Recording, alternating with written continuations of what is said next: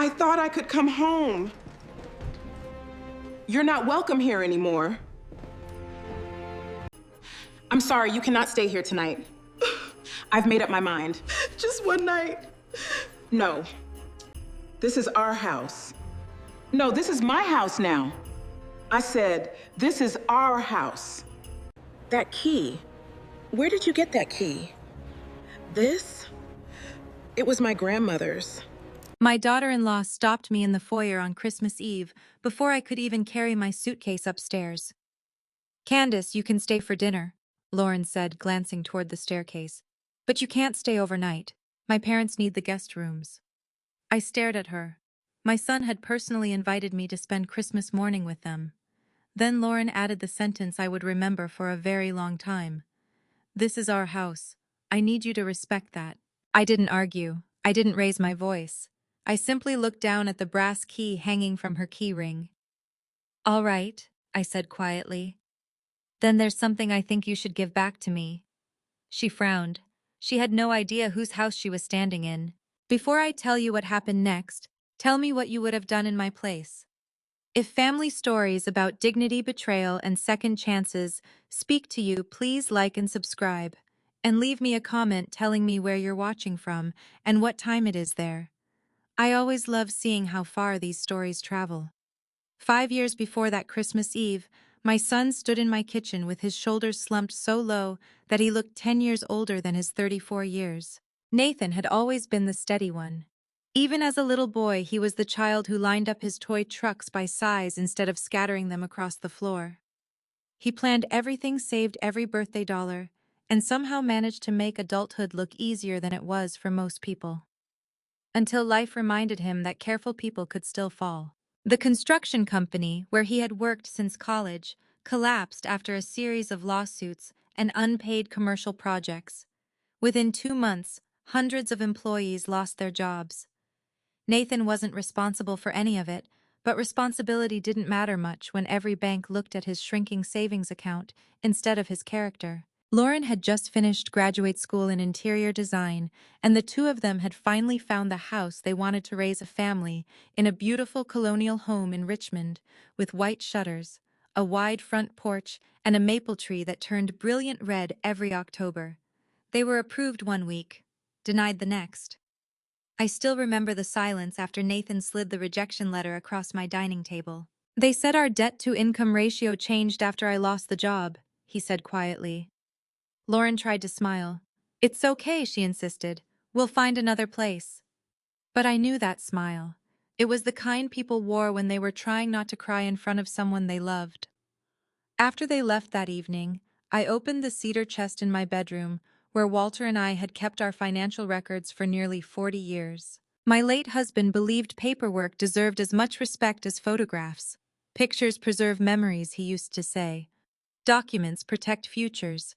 Inside were retirement statements, investment certificates, and the notebook where Walter tracked every mortgage payment we had ever made. I sat on the edge of the bed and ran my fingers across his handwriting. It had been 3 years since cancer took him, but some evenings I could still hear him humming while balancing the checkbook. We had spent decades building a life that was never extravagant, only careful. Walter repaired appliances instead of replacing them. I packed lunches instead of buying them. We drove the same sedan for 14 years. Our friends joked that we were allergic to unnecessary spending. The truth was much simpler. We wanted freedom more than appearances. By the time I retired from my payroll administrator position with the Richmond School District, our home was paid off. Our retirement accounts were healthy, and we had enough savings that I would never have to depend on anyone. Walter considered that our greatest achievement, not the house, not the investments, independence. The next morning I called my financial advisor instead of Nathan. 3 weeks later, I purchased the colonial house outright. When Nathan answered my phone call, he thought I wanted to check on another job interview. Instead, I said, "I need you and Lauren to meet me at the closing attorney's office." He sounded confused. "Why, because I bought the house."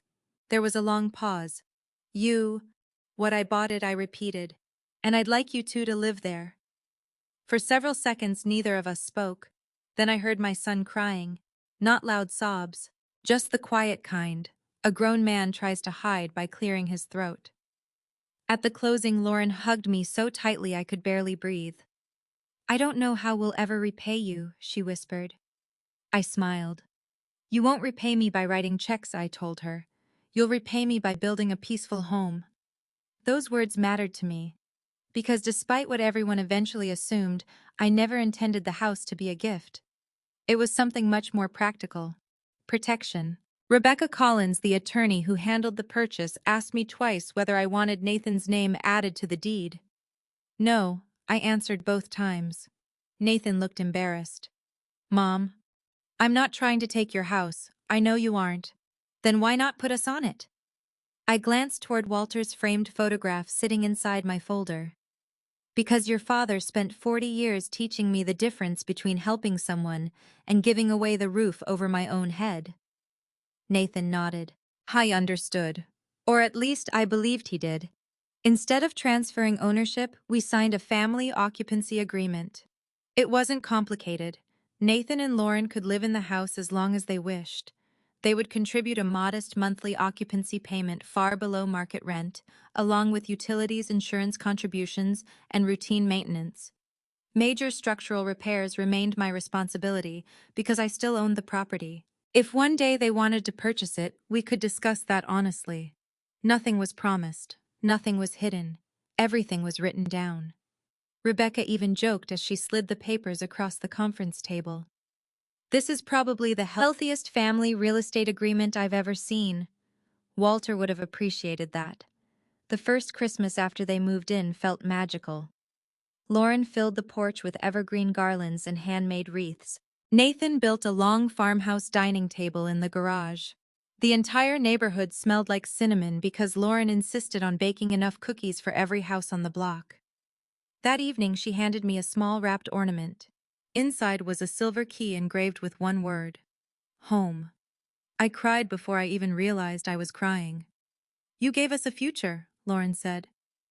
"We're just borrowing one," I corrected gently. She laughed. "At least let me be sentimental tonight." For the next 2 years, they invited me over almost every Sunday. Nathan grilled burgers in the backyard while Lauren experimented with paint colors she hoped to use in her future design business. Whenever something broke, Nathan fixed it before I even knew there was a problem. When the water heater failed, he replaced it himself and refused reimbursement. "You've already done enough," he said. Those years convinced me I had made the right decision. Friends occasionally questioned it. "I'll bought your son a whole house," my bridge partner Evelyn asked one afternoon. "I bought myself peace of mind," I replied. There's a difference. I truly believed there was.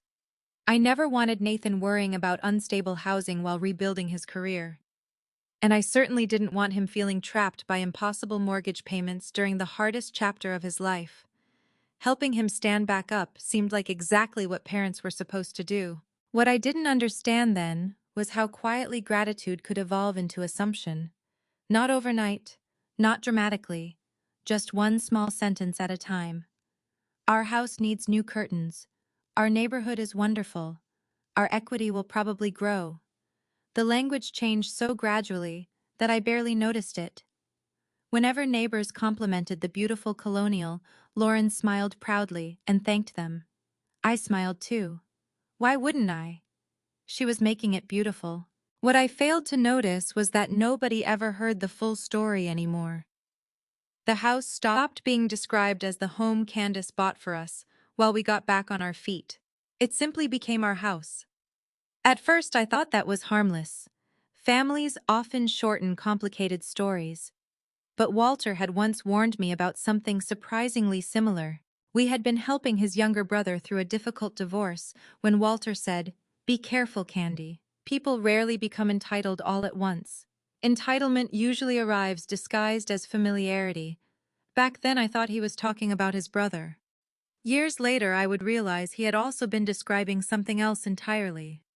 Because the most dangerous changes inside a family are almost never loud enough to hear when they begin.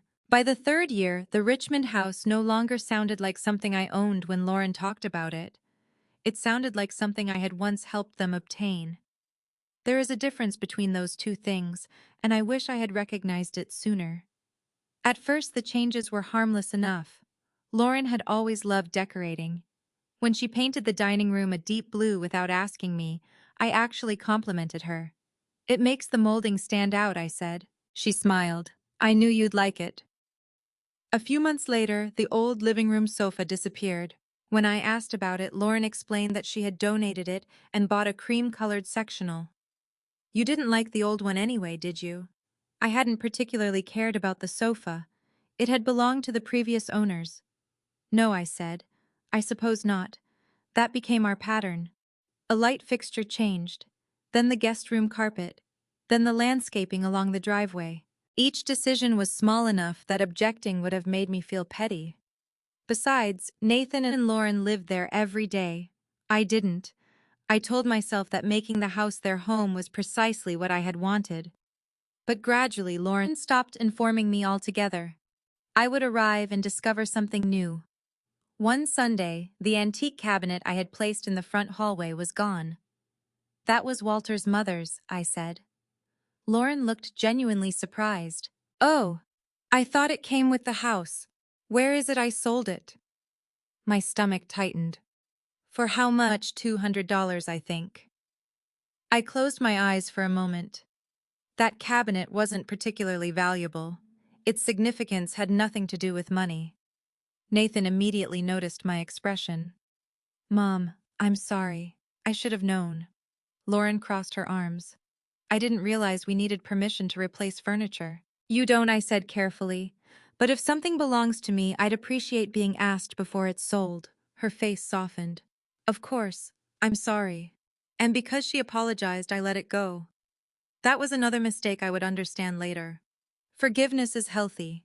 Pretending patterns don't exist is something else. Around that same time, Lauren's interior design work began gaining attention.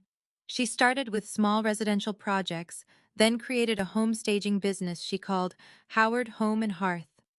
I was proud of her. I even became one of her first unofficial advertisements. Whenever someone complimented Nathan and Lauren's house, I handed them Lauren's business card. She did almost everything herself, I would say. Lauren had talent, real talent. Within a year, she was staging expensive homes around Richmond and posting photographs online. Our colonial appeared constantly, only she never called it my property. She called it our personal residence. Again, I said nothing. Nathan had also recovered professionally. He joined a reputable construction management firm and eventually became a project supervisor. Their monthly occupancy payments always arrived on time. Financially, the arrangement still worked. Emotionally, something had shifted. The clearest moment came at Thanksgiving. Lauren invited approximately 20 people, family, neighbors, business contacts, and several of her clients. I arrived early with sweet potato casserole and Walter's old pecan pie recipe.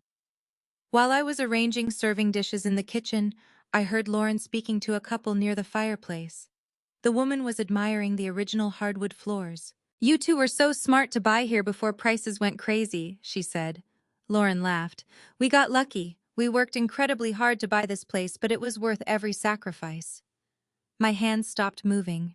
I waited for Nathan to correct her. He was standing 6 feet away. He heard every word. For 1 second our eyes met. Then he looked down at his drink. That hurt more than Lauren's statement. Because Lauren might have been simplifying.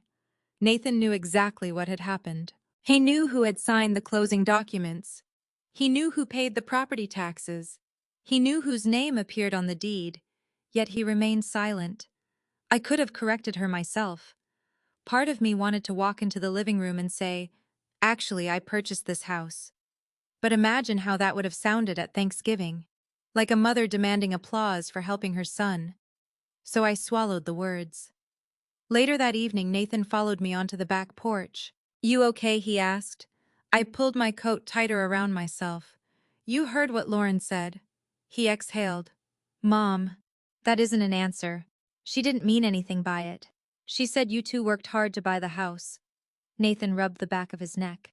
"She gets embarrassed explaining the arrangement." Embarrassed. That came out wrong. I stared at him. "Why would living in a house owned by your mother embarrass her?" He leaned against the porch railing. "Her clients are successful people. She's building a brand. Sometimes appearances matter in her business. I almost laughed. Ownership isn't an appearance, Nathan. It's a legal fact. I know. Does she? He looked at me then. Of course she does. Something in his voice bothered me. Not the words. The hesitation. I let the subject drop because guests were waiting inside, but I began paying closer attention. Over the next several months, I noticed things I had previously dismissed. Lauren referred to property values frequently. She talked about renovations as investments. She mentioned that homes in their neighborhood had appreciated nearly 40%. Once while we were having coffee, she said, "Can you imagine how much equity is sitting in this place now?" I answered automatically. "Equity belongs to the owner." She went quiet. Then she laughed. Well, obviously. But her eyes didn't laugh. A few weeks later, she asked me something stranger. We were standing in the kitchen while Nathan replaced a cabinet hinge. Lauren poured coffee and said casually, "Did Rebecca ever update the paperwork on the house?" I looked at her. "What paperwork? The deed." Nathan dropped the screwdriver. It hit the floor with a sharp metallic sound. Lauren glanced toward him. I did too. "No," I said slowly. "Why would Rebecca update it?" Lauren shrugged. "I thought maybe after all these years you'd changed something." "Changed what?" "You know, put Nathan on it." "No." The room became unusually still. Lauren took a sip of coffee. "I was just curious." Nathan bent down to retrieve the screwdriver without looking at either of us. I should have asked more questions. I should have called Rebecca that afternoon. Instead, I convinced myself Lauren was thinking about the future in an innocent way. Parents do that. We explain away uncomfortable moments because the alternative threatens the story we want to believe about our families. I wanted to believe Nathan was still the grateful son who cried when I bought that house.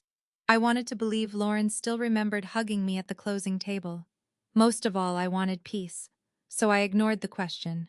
Until Christmas Eve. That afternoon, standing in the foyer with my suitcase beside me, I finally understood why Lauren's words felt so different. "This is our house."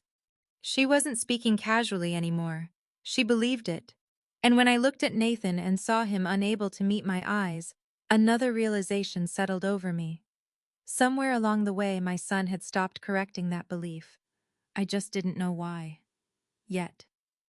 The front door opened before any of us could say another word. Cold December air rushed into the foyer, followed by Lauren's mother Diane carrying 2 shopping bags and wearing a red wool coat that probably cost more than my first car. "Merry Christmas," she called.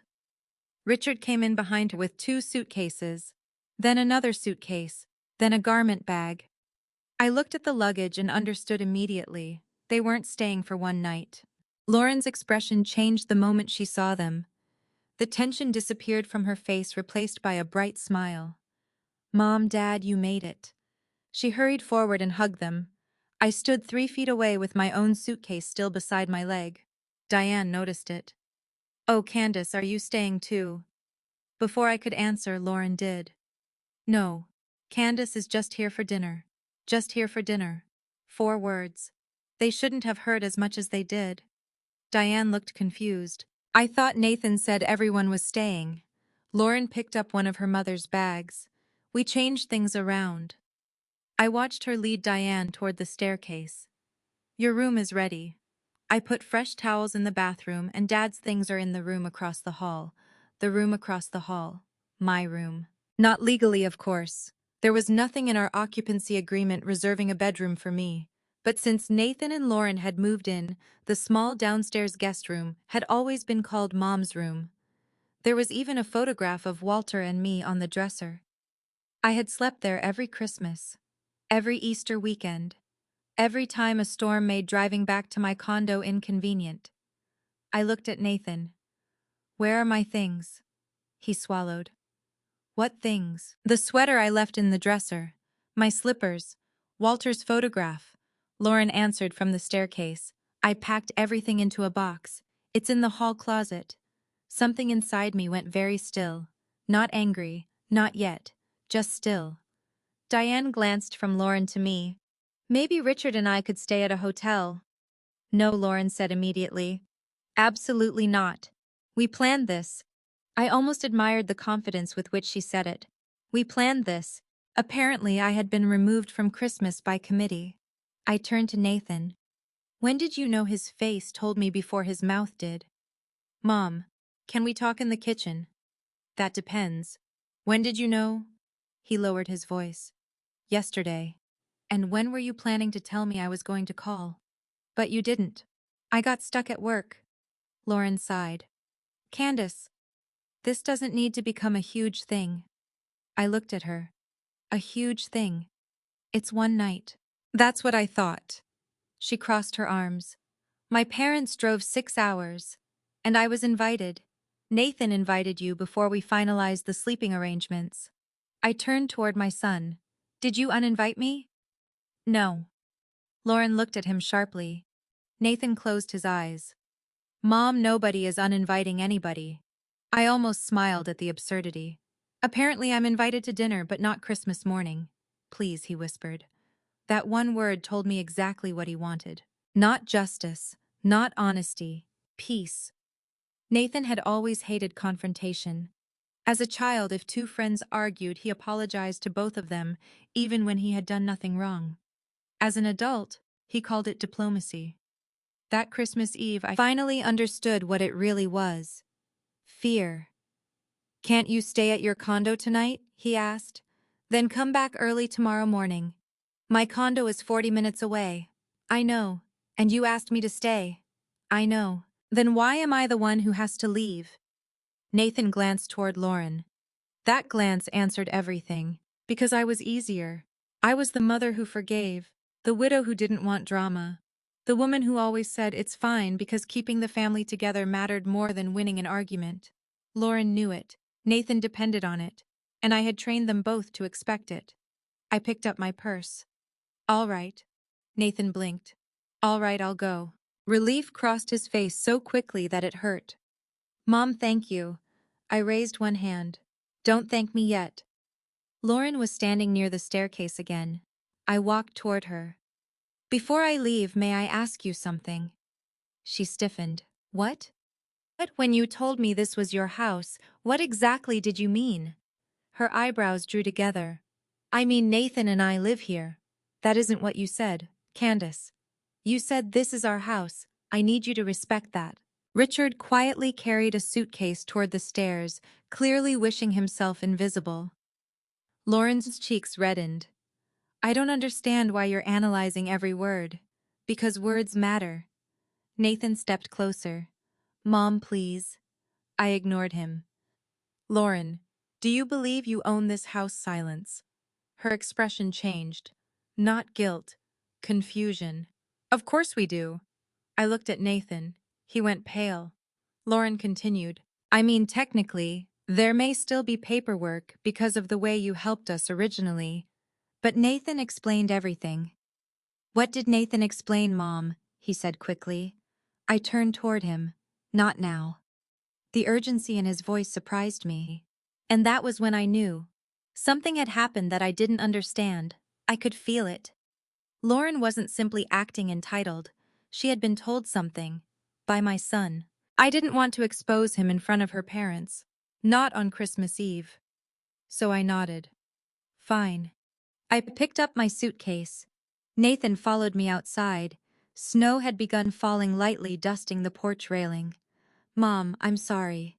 I put the suitcase into my trunk. For which part? All of it. Does Lauren know whose name is on the deed? Nathan stared at the driveway. Nathan. His shoulders dropped. Does she? He didn't answer. He didn't need to. I felt something heavier than anger settle inside me. My own son had allowed his wife to believe she owned property that legally belonged to me. I didn't know how far that belief went. I didn't know what he had promised. But suddenly Lauren's questions about equity and the deed no longer seemed casual. I closed the trunk. Mom, can we talk after Christmas? Yes. He looked relieved. Then I added, but before we do, I'm going to talk to Rebecca. His head snapped up. Your attorney? Yes. Why that question frightened me more than anything else he had said.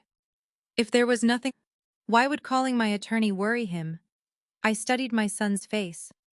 What aren't you telling me? Nothing. Too fast. Far too fast. I stepped closer. Nathan, I'm going to ask you once.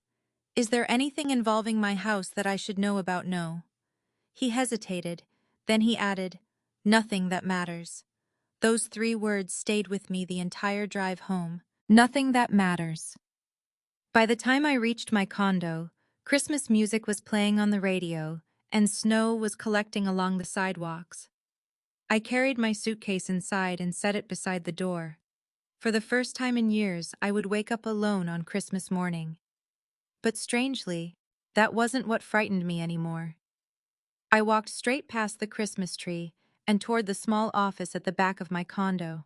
Inside stood the locked metal filing cabinet where I kept every important document Walter had taught me never to lose. I opened my purse. My hand closed around the key. If Nathan believed whatever he had hidden from me was nothing that matters, I was about to find out whether he was right. The filing cabinet had 3 drawers. The top held insurance policies and tax returns. The second contained investment statements, retirement records, and copies of Walter's death certificate. The bottom drawer was where I kept anything related to real estate. I knelt on the carpet and pulled it open. The Richmond file was exactly where it had always been. I carried the thick blue folder to my desk, switched on the lamp, and sat down. Outside my window, snow drifted beneath the streetlights. Inside, my Christmas tree blinked quietly in an empty living room. I should have been drinking hot chocolate with my family. Instead, I was verifying that I still owned a house I had paid for 5 years earlier. The absurdity almost made me laugh. I opened the folder. There was the deed, my name, Candace Elaine Howard, sole owner. There was the family occupancy agreement Rebecca had prepared. There were property tax statements, insurance documents, receipts for the roof repair I had paid for 2 years earlier, and records of Nathan's monthly payments. Everything looked exactly as it should. For a moment I felt foolish. Maybe I was overreacting. Maybe Nathan had simply told Lauren that the house would someday become his, the way adult children sometimes casually talk about inheritance. That would still upset me, but it wouldn't be a legal emergency. I closed the folder. Then I noticed the unopened envelopes stacked in the small wooden tray beside my printer. I had been busy that month. Christmas shopping, church activities, 2 medical appointments, and helping a friend after knee surgery had left me behind on paperwork. Most of the envelopes were ordinary: a utility statement, an investment report, a charity receipt. Then I saw one addressed to me at the Richmond property. It had been forwarded to my condo. The return address belonged to Commonwealth Commercial Lending. I didn't recognize the company. I opened it. The first sentence made me sit straighter. Dear Ms. Howard, we are contacting you regarding verification of ownership and authorization associated with the property located at I stopped. Nathan's address. My address legally. I read the paragraph again. The letter referenced an application connected to a company called Howard Home and Hearth LLC, Lauren's business. I felt the room become strangely quiet. The letter did not say a loan had been approved. It did not say there was a lien. It requested clarification concerning the ownership status of the property and authorization for its inclusion in supporting financial documentation. I read it 3 times. Then I opened another envelope. Same lender. Different department. This one mentioned asset verification. My heart began beating harder. I knew enough from decades of payroll work to understand the difference between an innocent misunderstanding and documentation that should never have included my property. I reached for my phone, then stopped. Christmas Eve. Rebecca would be with her family. And despite everything, I wasn't going to call my attorney at nearly 9 o'clock unless I knew there was an emergency. So I kept reading. At the bottom of the second letter was a reference number. I wrote it down. Then I opened my laptop. Howard Home and Hearth had a polished website filled with photographs of staged homes testimonials and Lauren standing in expensive kitchens, smiling confidently at the camera. I had seen the website before. What I had not seen was the section titled Expansion. Lauren was apparently planning to open a design showroom and warehouse. The announcement called it the next chapter of our family-owned Richmond brand. Family-owned. There was that word again. Family. A word that could mean everything and nothing, depending on who was using it. I returned to the envelopes. One contained a photocopied summary page. At the top was Lauren's company name. Below that were categories listing business assets, projected revenue, outstanding obligations, and supporting resources. Then I saw it. Residential property support. The Richmond address appeared underneath. Next to it was Nathan's name. I stared at the page. Owner, family principal. My first reaction was confusion. My second was anger. My third was fear. Nathan was not the owner. He had never been the owner. Not for one day. I checked the deed again, even though I already knew what it said. Candace Elaine Howard. Only me. I thought about Lauren's question months earlier. Did Rebecca ever update the paperwork? I thought about Thanksgiving. We worked incredibly hard to buy this place. I thought about Christmas Eve. This is our house. And then Nathan's words in the driveway. Nothing that matters. I leaned back in my chair. What did you do? I whispered. I wanted to call him.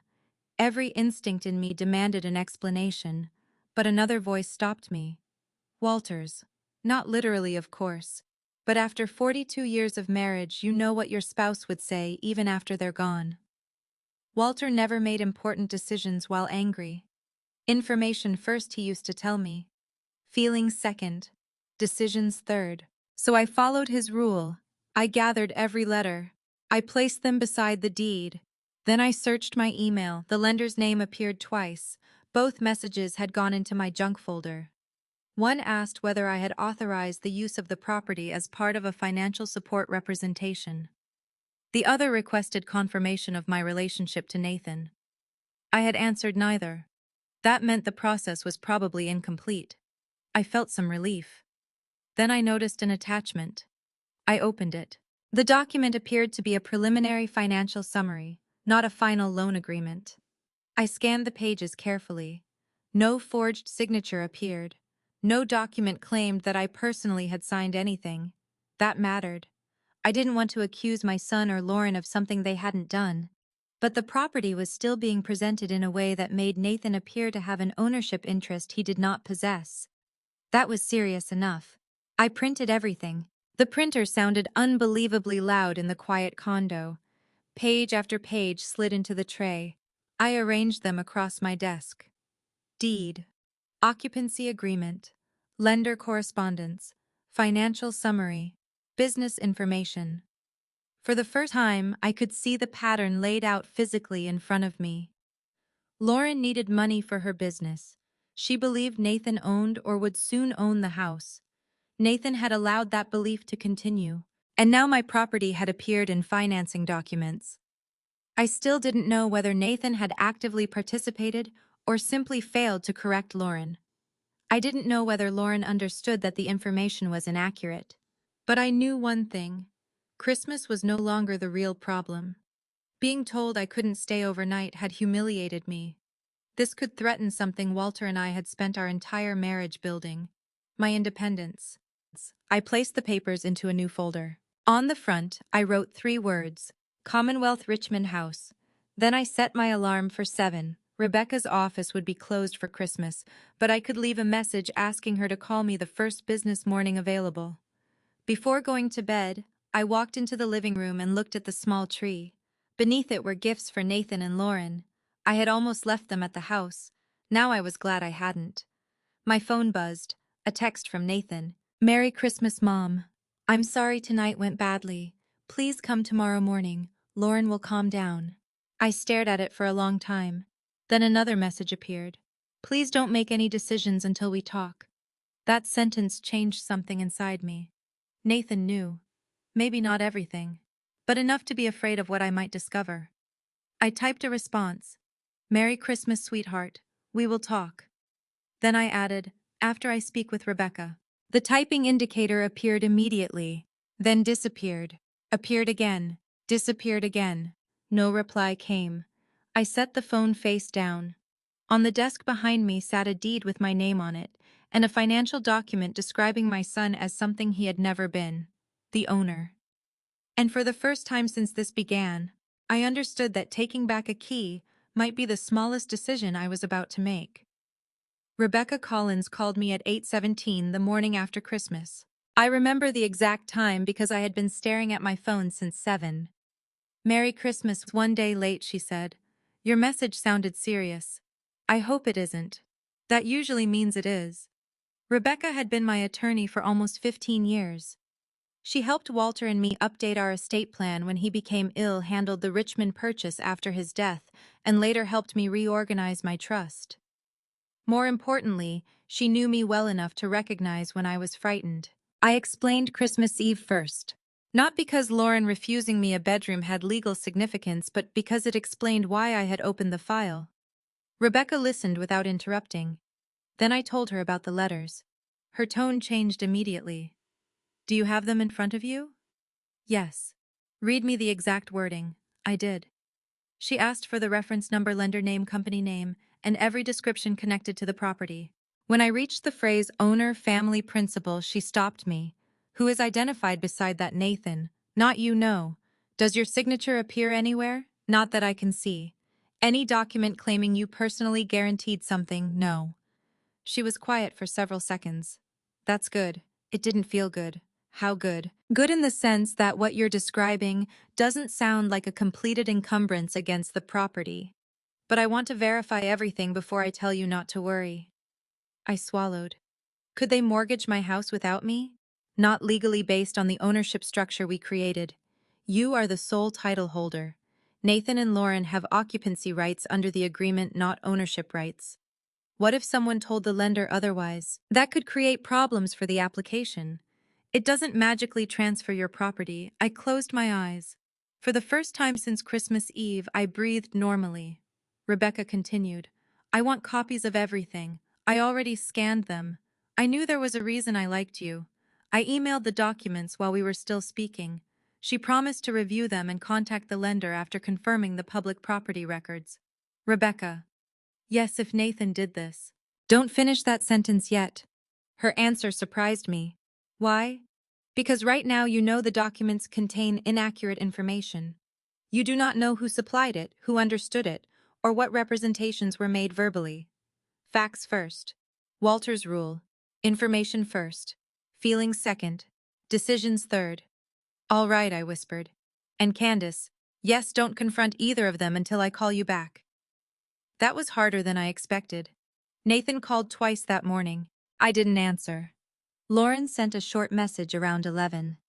"I'm sorry Christmas Eve became uncomfortable. We should talk when everyone is calmer." Uncomfortable. That word almost impressed me. Apparently being removed from Christmas and discovering your property in somebody else's financial paperwork qualified as discomfort. I didn't respond. Instead, I made coffee and tried to read. I managed 6 pages in 2 hours. At 1:40, Rebecca called again. I checked the land records. I sat upright. "And you still own the house?" I laughed from sheer relief. Completely. No new deed, no recorded deed of trust, no lion from this lender. Nothing has changed in the ownership record. I pressed my hand against my chest. Thank God. Yes. But we're not finished. My relief faded. Rebecca had spoken with a compliance representative at Commonwealth Commercial Lending after sending proof that she represented me. The loan had not closed. The lender was still performing verification. That explained the letters. They flagged an inconsistency, Rebecca said. The property was referenced as part of the financial strength behind Howard Home and Hearth, but the title search showed you as sole owner, so they contacted me. Exactly. Did Lauren say she owned it? I don't have the full application yet. But the preliminary material appears to describe Nathan as having an ownership interest or expected family interest. Expected, that word matters. I stared out the window. Snow from Christmas Eve was melting along the sidewalk. What does that mean? It could mean several things. It could be sloppy wording. It could mean someone represented that Nathan would receive the property. Or it could mean the applicants were trying to suggest financial backing that doesn't legally exist. Can they use my house not without your participation? That answer should have comforted me. Instead, I remembered Nathan standing in the driveway. Nothing that matters. How much money are they asking for? Rebecca hesitated. The preliminary figure appears to be around $175,000. I nearly dropped the phone. 175,000, yes. For Lauren's design business expansion financing according to the documents. I thought of the showroom announcement on her website, the warehouse, the polished photographs, the language about a growing family business. I had assumed Lauren was expanding because the company was thriving. Now I wondered whether the appearance of success was moving faster than the actual money. Could I lose the house? Based on what I can see right now, no, not from this application. But I strongly recommend we formally notify the lender that you have not authorized your property to support any financing. Do it. I will. There was no hesitation in my answer. Rebecca paused. You understand this may stop or significantly change Lauren's application. If her application depends on property she doesn't own, then it should change. That's the correct way to think about it. I walked into my kitchen. On the refrigerator was a photograph from the first Christmas Nathan and Lauren spent in the Richmond house. Lauren stood beside me holding that silver key ornament. Both of us were smiling. Rebecca, I need to ask something. Go ahead. Did I make a mistake buying that house? No. Her answer came immediately. You made a generous decision and protected yourself legally while doing it. If other people later misunderstood generosity as ownership, that doesn't make the original decision foolish. I needed to hear that. After we ended the call, I finally called Nathan. He answered before the first ring finished. Mom, we need to meet. When today? A long silence followed.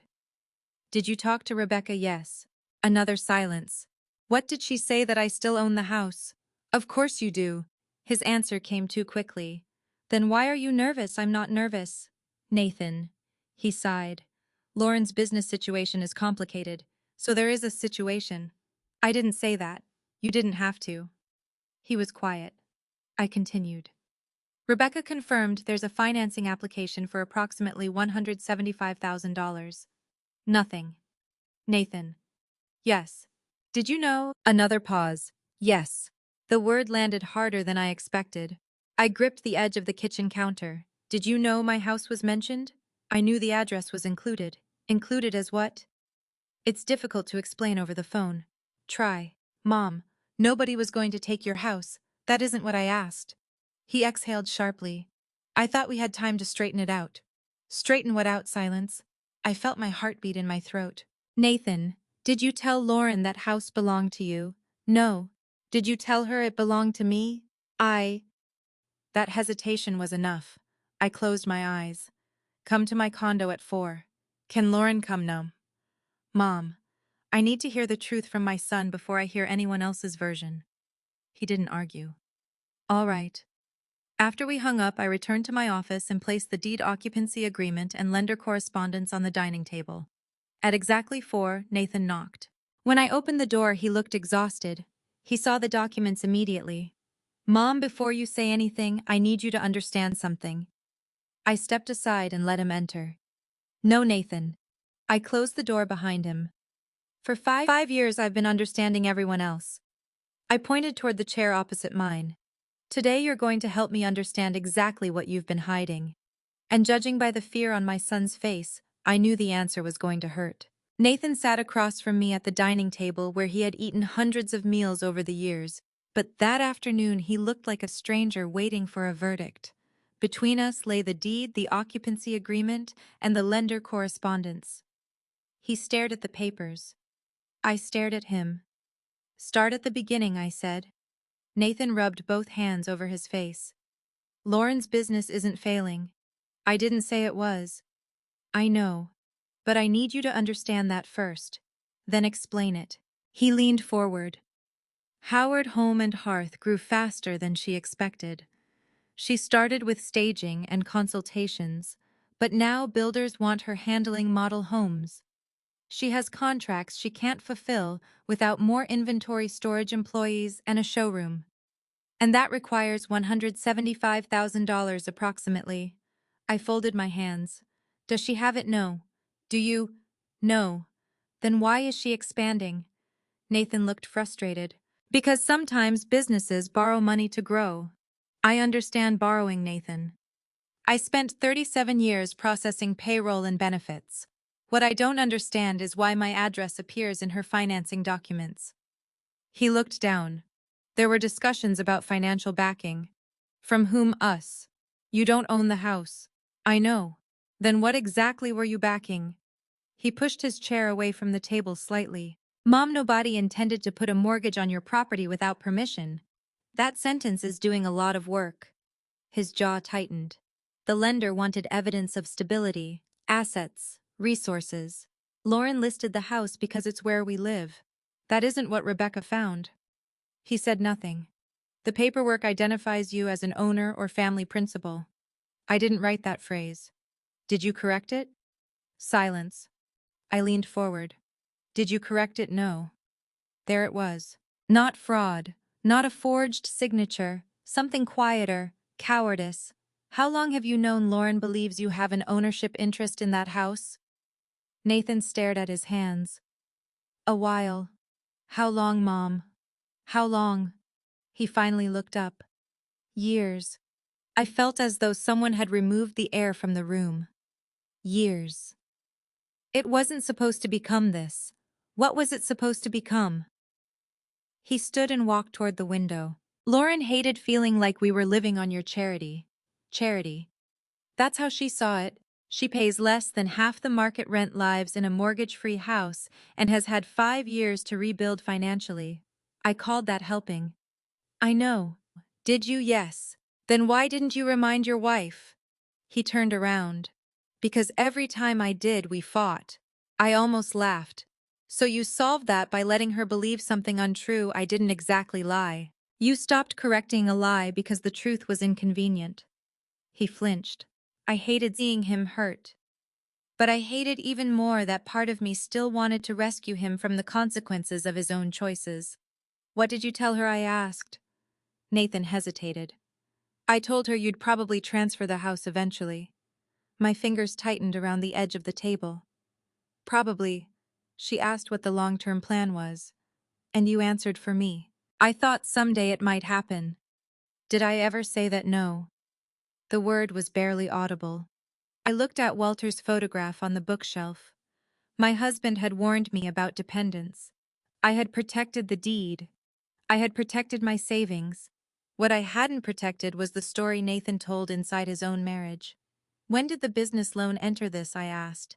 A few months ago. Did Lauren tell the lender she owned the house? Not exactly. Stop saying not exactly. Tell me exactly. Nathan closed his eyes. She described it as family property.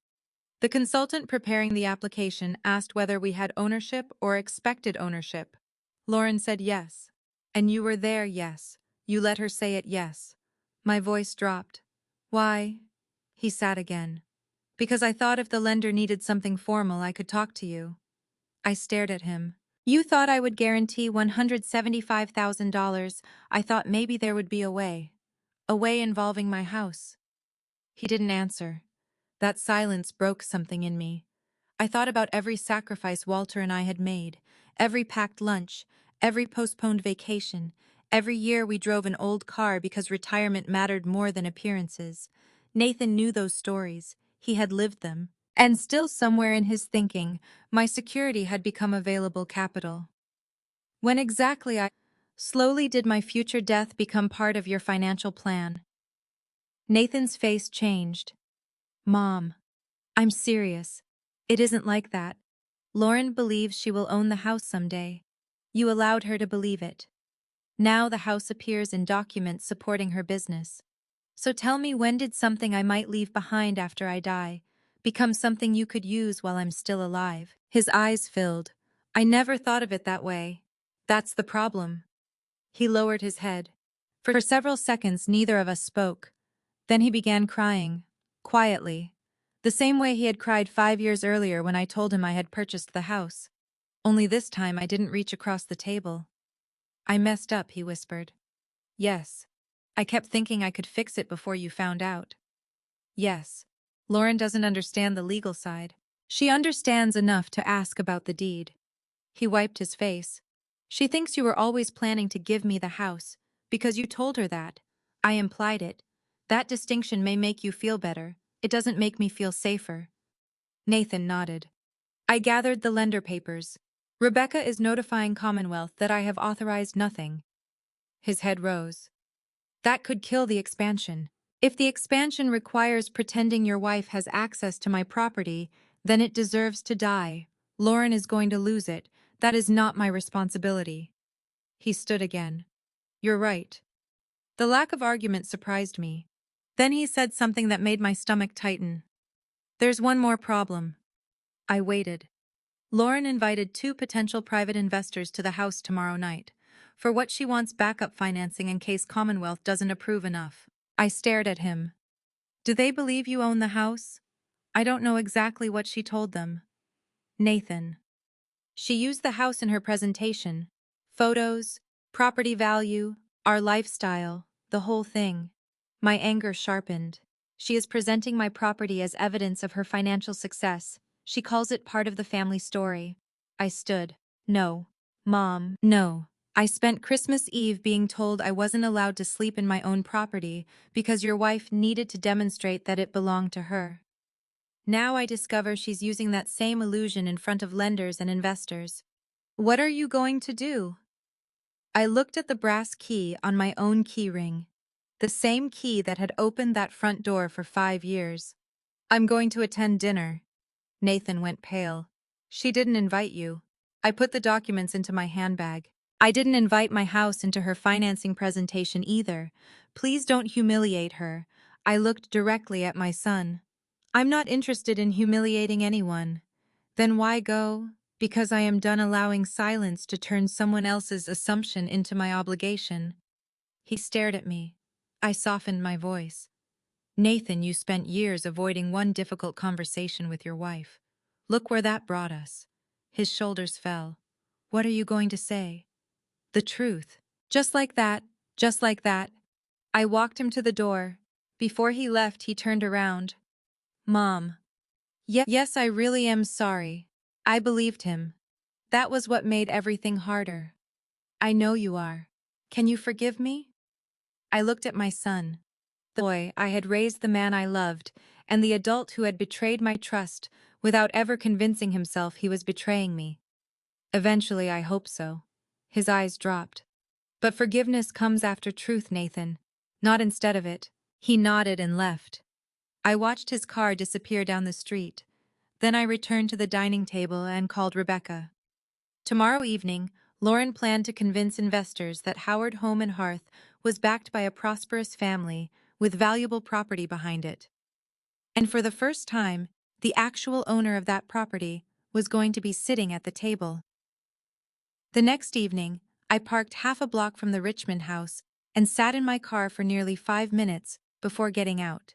Every downstairs window glowed warmly against the December darkness. Through the dining room curtains, I could see candles burning on the table. Lauren had always known how to make a house look beautiful. That was part of what made the situation so painful. She had taken something I gave them for security and transformed it into something lovely. Somewhere along the way, she had also begun believing beauty made it hers. Rebecca had been very clear when I spoke to her that afternoon. Do not accuse anyone of fraud, she warned. You don't have evidence of that. I won't. Do not threaten Lauren. I won't. And don't speculate about what she told those investors. I understand. Then why are you going? Because if my property is being discussed, I want the facts corrected. Rebecca paused.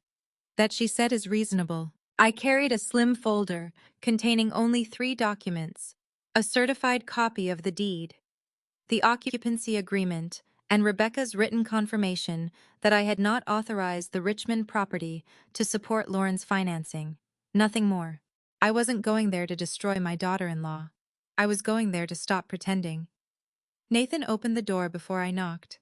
His face fell. You came. I told you I would.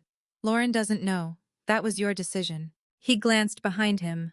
Mom, please keep this calm. I intend to. I stepped inside. The foyer smelled like rosemary and roasted beef. For one strange second, I remembered standing in that same spot with my Christmas suitcase while Lauren told me I couldn't stay. Then I noticed something. The brass key was still hanging from Lauren's hook beside the door. I looked away. Not yet. Voices drifted from the living room. Nathan lowered his voice. There are two investors, Mark Ellison and Susan Parker. They both work with small businesses. Do they know who owns the house? I don't know. That's what we're going to discover. Lauren entered the foyer carrying a wine glass. She stopped so suddenly that some wine spilled onto her hand. What are you doing here? Good evening, Lauren. I asked what you're doing here. I came because Nathan told me my property was included in tonight's business presentation. Her eyes flashed toward him. You told her Nathan looked miserable. She already knew about the loan. Lauren set the glass down. Candace, tonight is important. I understand. You can't just arrive uninvited. I looked around the foyer.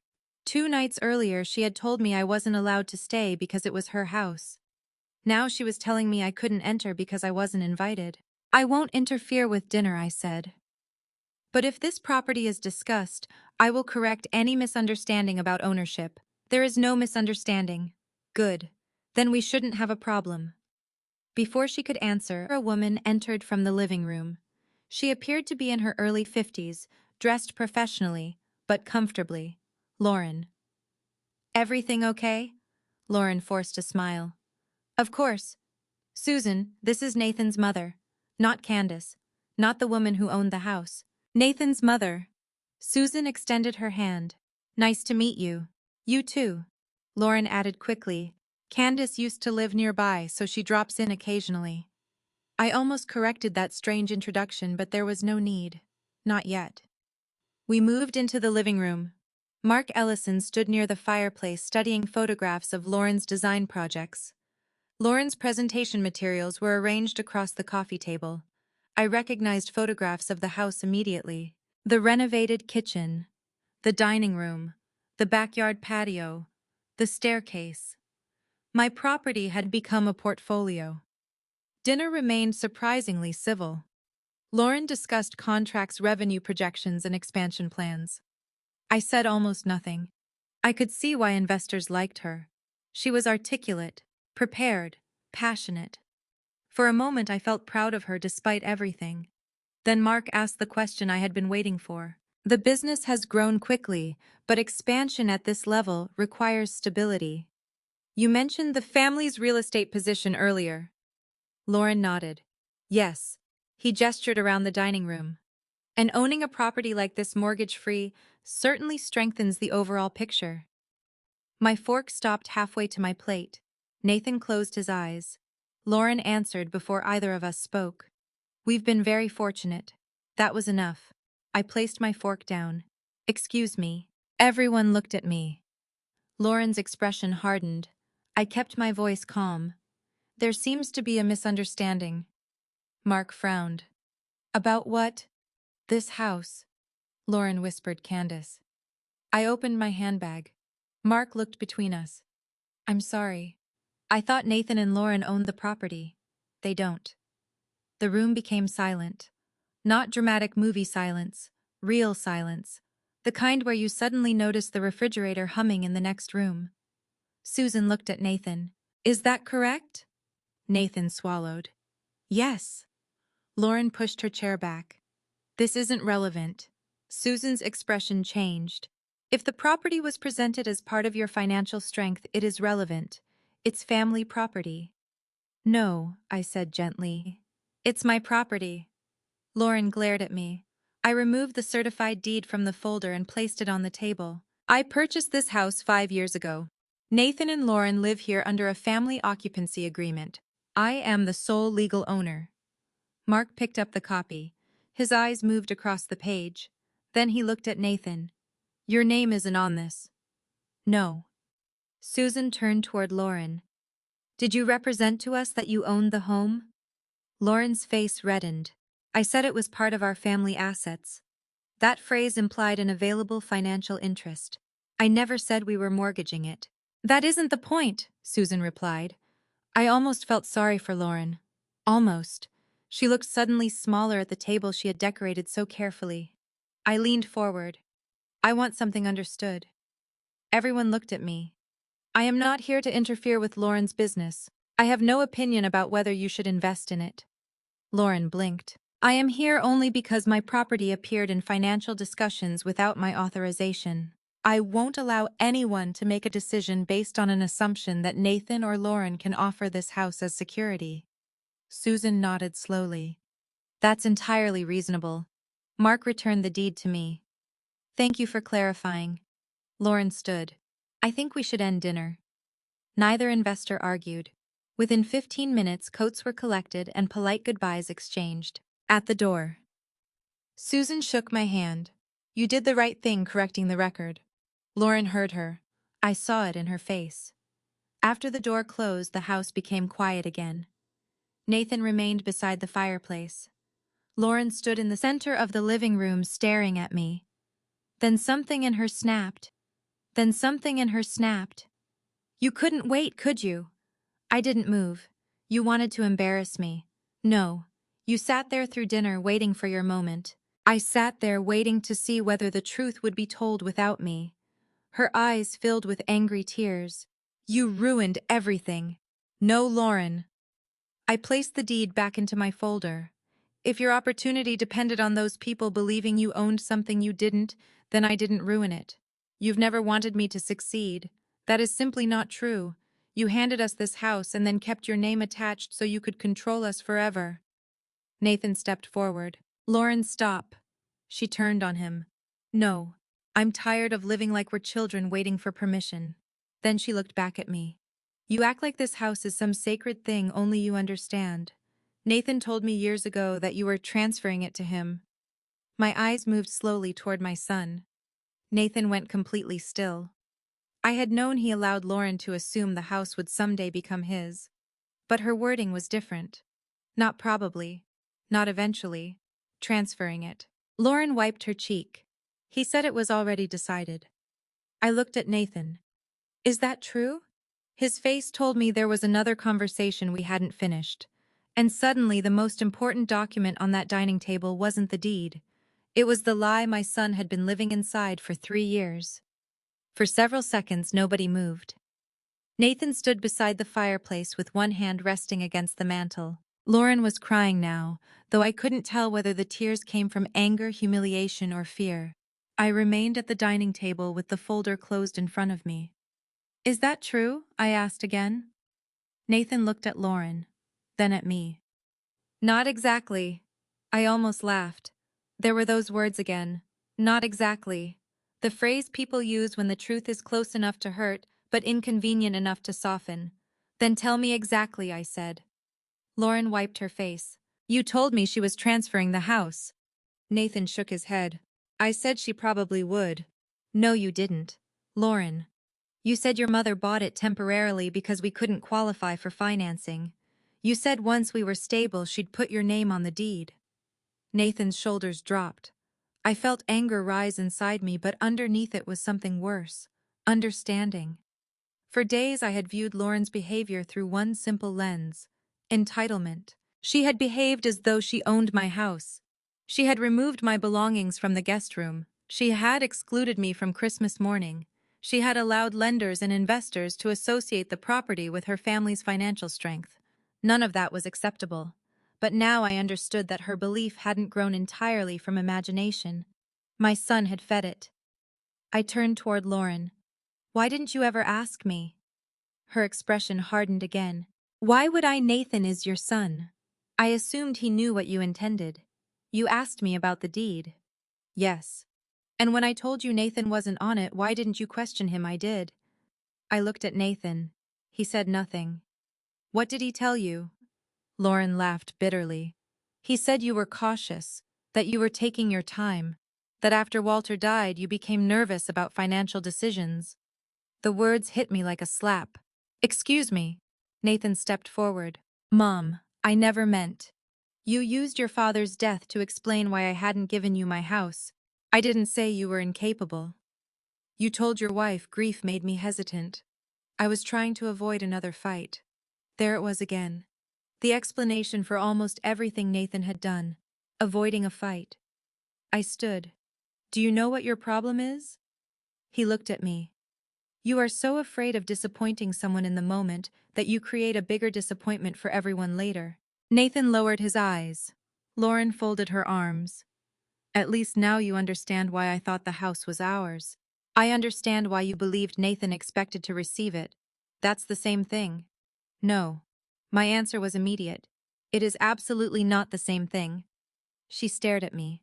Even if Nathan believed I would someday transfer this house, you had no right to treat future ownership as present ownership. I live here. You live here under an agreement.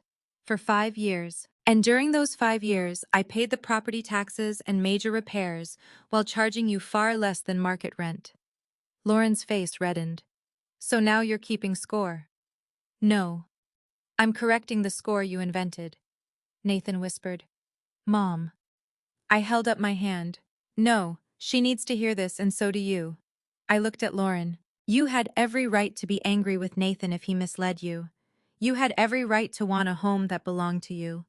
You even had every right to ask whether I would sell this house to you someday. I paused. But you did not have the right to turn an assumption into an asset. Her eyes dropped toward the floor. You embarrassed me tonight. I corrected information about my property. You could have done it privately. I tried privacy for years. Nathan used privacy to avoid telling you the truth. That landed. Lauren sat down. For the first time that evening, she looked less angry than exhausted. You don't understand, she said. Then help me. She laughed softly without humor.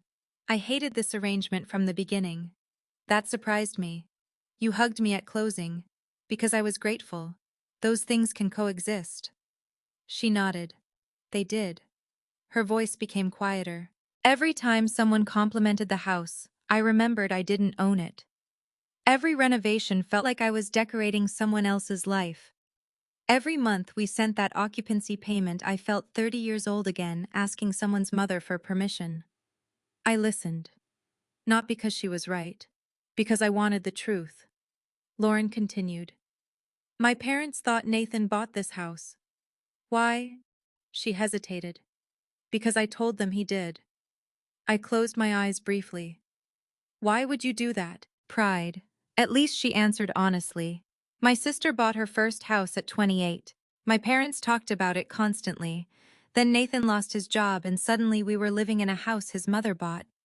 I felt like everyone was waiting for us to fail. So you changed the story. Yes. And eventually you began believing your own version. She looked away. Maybe. I thought about Christmas Eve. Was that why you gave your parents my room? Her face tightened. I knew before she answered. Yes. Nathan looked shocked. Lauren. She ignored him. My mother had started asking questions. She wanted to know why you had a room there if it was our house. So you removed my things. Yes. And told me I couldn't stay. Yes. That admission hurt more than the original insult. Christmas hadn't been a misunderstanding about bedrooms. It had been deliberate. I sat slowly. You wanted to establish that I was a visitor. Lauren nodded once. I wanted one Christmas where it felt like our house. I looked at her for a long moment. Then you should have bought one. She flinched. I didn't enjoy saying it, but truth is sometimes painful without being cruel. Nathan sat beside her. This is my fault. Lauren turned toward him. Not all of it. No. But the house part started with me. I waited. Nathan rubbed his palms together. 3 years ago, Lauren and I had a huge argument. She wanted us to move out and rent somewhere else. I remembered that period. They had seemed unusually distant, but Nathan told me work was stressful. She said she couldn't keep living somewhere that wasn't ours, he continued. I told her there was no reason to leave because eventually the house would belong to us. Us, I asked. He nodded. She asked how I knew. I already knew the answer would hurt, and I told her you had said you would transfer it once we were financially stable. Lauren stared at him. You said she promised. I know. You told me she promised. I know. The room went silent. There was the real beginning. Not Lauren's business, not the lender, not Christmas. A husband afraid of an argument had invented a promise using his mother's property, and then spent 3 years protecting that lie. I looked at Lauren. You were misled. Her expression softened slightly. Thank you. But that does not erase what you did afterward. The softness disappeared. You still chose to represent uncertain future property as part of your financial strength. You still excluded me from Christmas to protect an image. And when the lender began asking questions, you still didn't come to me. She nodded slowly. I know. Then I turned to Nathan. And you. He met my eyes. You created the lie that made all of this possible. His voice cracked. I know. For the first time since Christmas Eve, nobody defended themselves. Nobody minimized. Nobody said it was complicated. We simply sat with the truth. And strangely, that was when I finally knew what I needed to do next. I want you both out of this house temporarily. Lauren's head snapped up. What? Nathan stared at me. Mom, I'm not evicting you tonight. Rebecca will explain the legal arrangements properly. But until the financing situation is reviewed and we decide what happens next, I need control of my property restored. Lauren went pale. Where are we supposed to go? You have family. You have savings. You have choices. I stood. And before you leave, I want every key returned. Nathan looked toward the foyer. Lauren didn't. She remained perfectly still. That was when I remembered something. The key ring hanging near the front door had more than one old brass key on it. And judging by the expression that crossed Lauren's face, there was one key she had absolutely no intention of giving me. Lauren's eyes moved toward the foyer for less than a second. It was a tiny movement, but I saw it. What key are you thinking about? I asked. Her expression hardened. I'm not thinking about any key. Nathan looked confused. Mom, what are you talking about? I picked up my handbag and walked toward the front entrance. The wooden key rack was mounted beside the coat closet. Walter had made it decades earlier from a piece of oak left over from our first kitchen renovation. When I downsized, I had given it to Nathan. 5 hooks, 5 sets of keys. Lauren's key ring hung from the second hook. I removed it. House key, mailbox key, her car fob, a small office key, and an older brass key I recognized immediately. My chest tightened.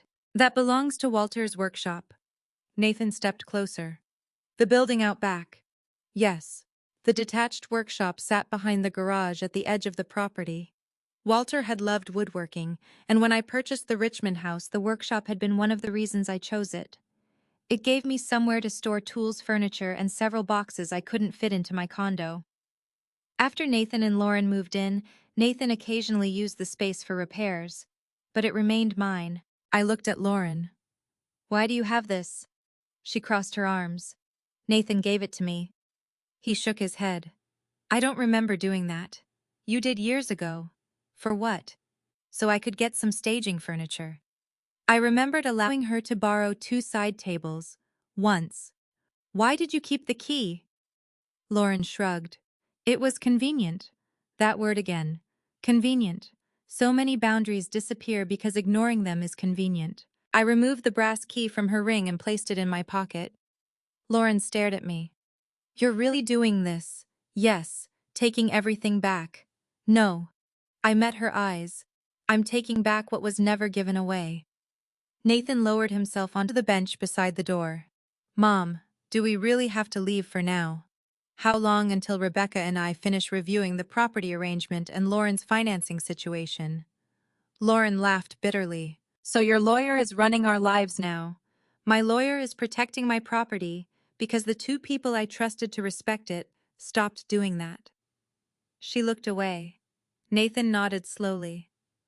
When do you want us out? Rebecca will contact you tomorrow. We'll make it reasonable.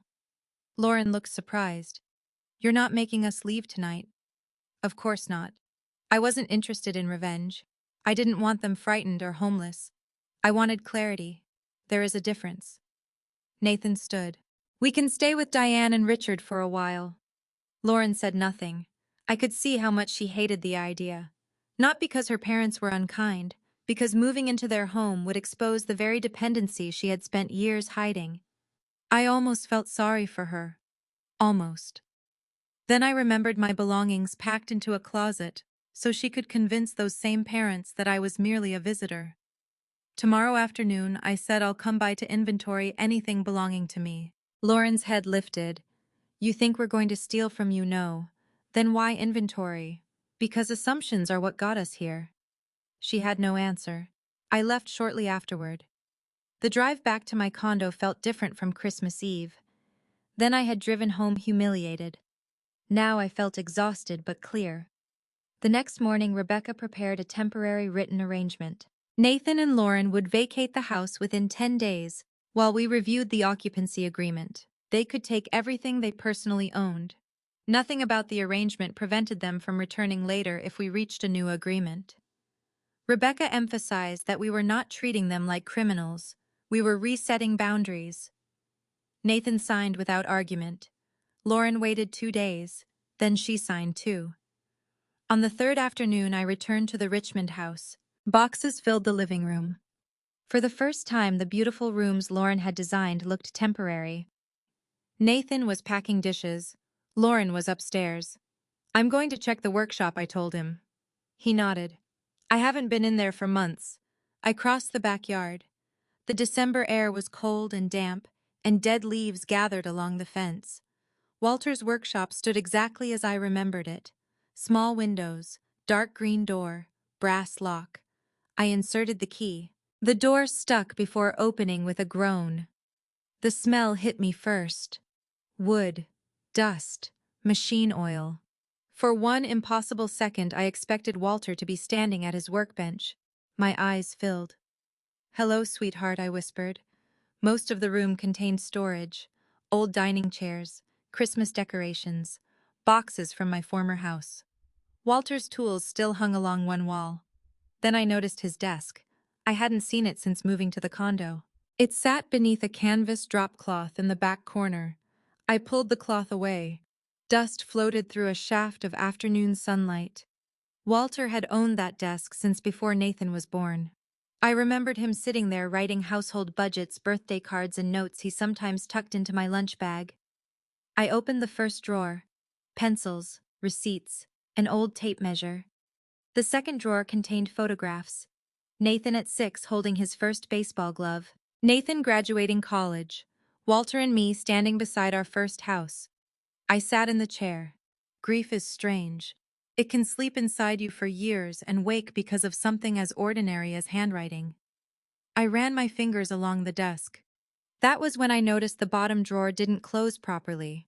I pulled it open. Something was wedged behind it. I reached inside and removed a thin envelope. The paper had yellowed slightly. On the front, in Walter's unmistakable handwriting, were 4 words: for Nathan, when needed. I stopped breathing for a moment. The envelope was sealed. I turned it over. Nothing else. No date. No explanation. Just my husband's handwriting. Nathan appeared at the workshop door several minutes later. Mom. I looked up. I saw you come out here. Are you okay? I held the envelope. His face changed when he recognized the handwriting. Is that Dad's? Yes. What does it say? I don't know. I stood and walked toward him. It's addressed to you.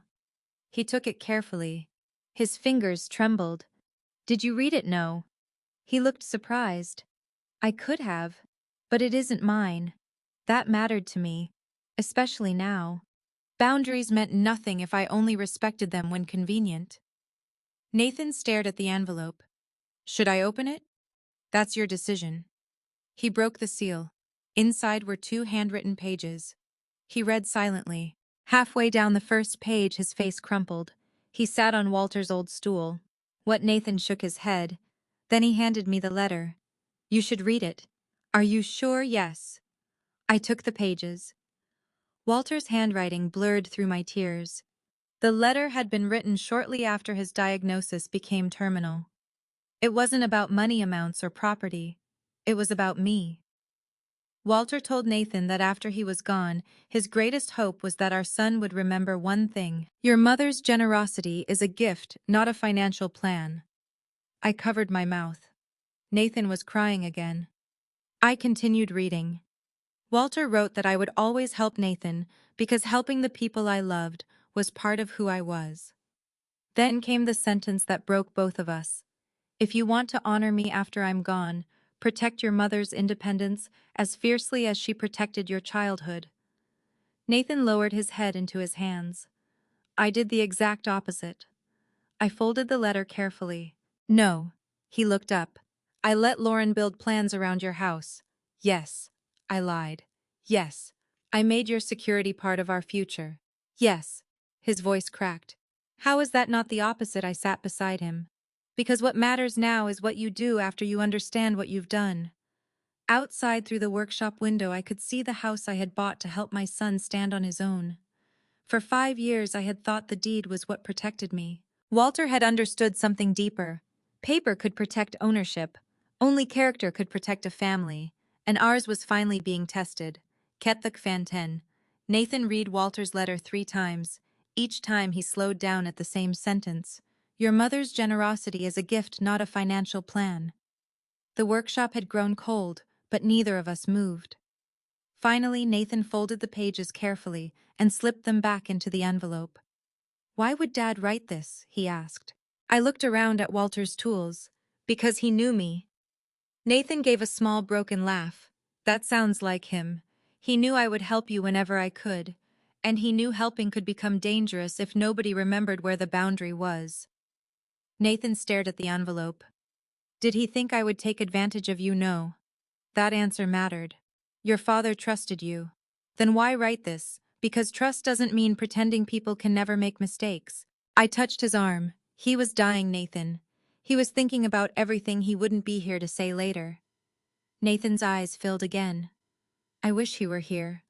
So do I. We sat quietly. Then he whispered, he would be ashamed of me. I shook my head. Your father didn't believe shame fixed people. Nathan looked at me. He believed responsibility did. That afternoon changed something between us. Not everything. A letter could not erase 3 years of dishonesty. But for the first time, Nathan stopped explaining why he had lied and began talking about what his lie had done.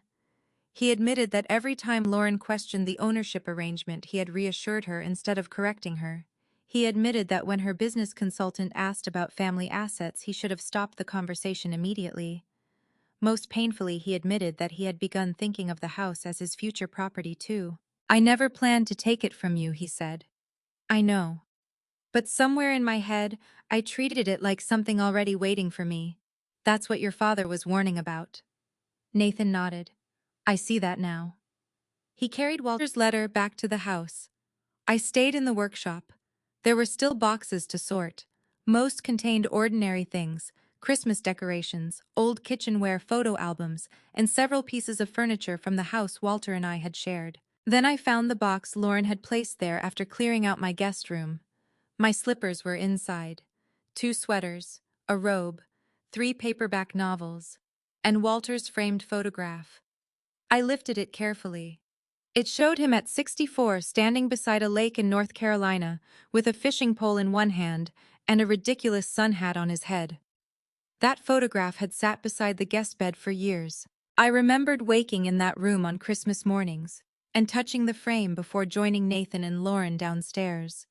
Seeing it packed into a cardboard box hurt more than I expected. Lauren hadn't thrown it away. She hadn't damaged anything. But she had reduced my place in that house to objects that could be moved when inconvenient. I carried the box to my car. By evening, I had decided something.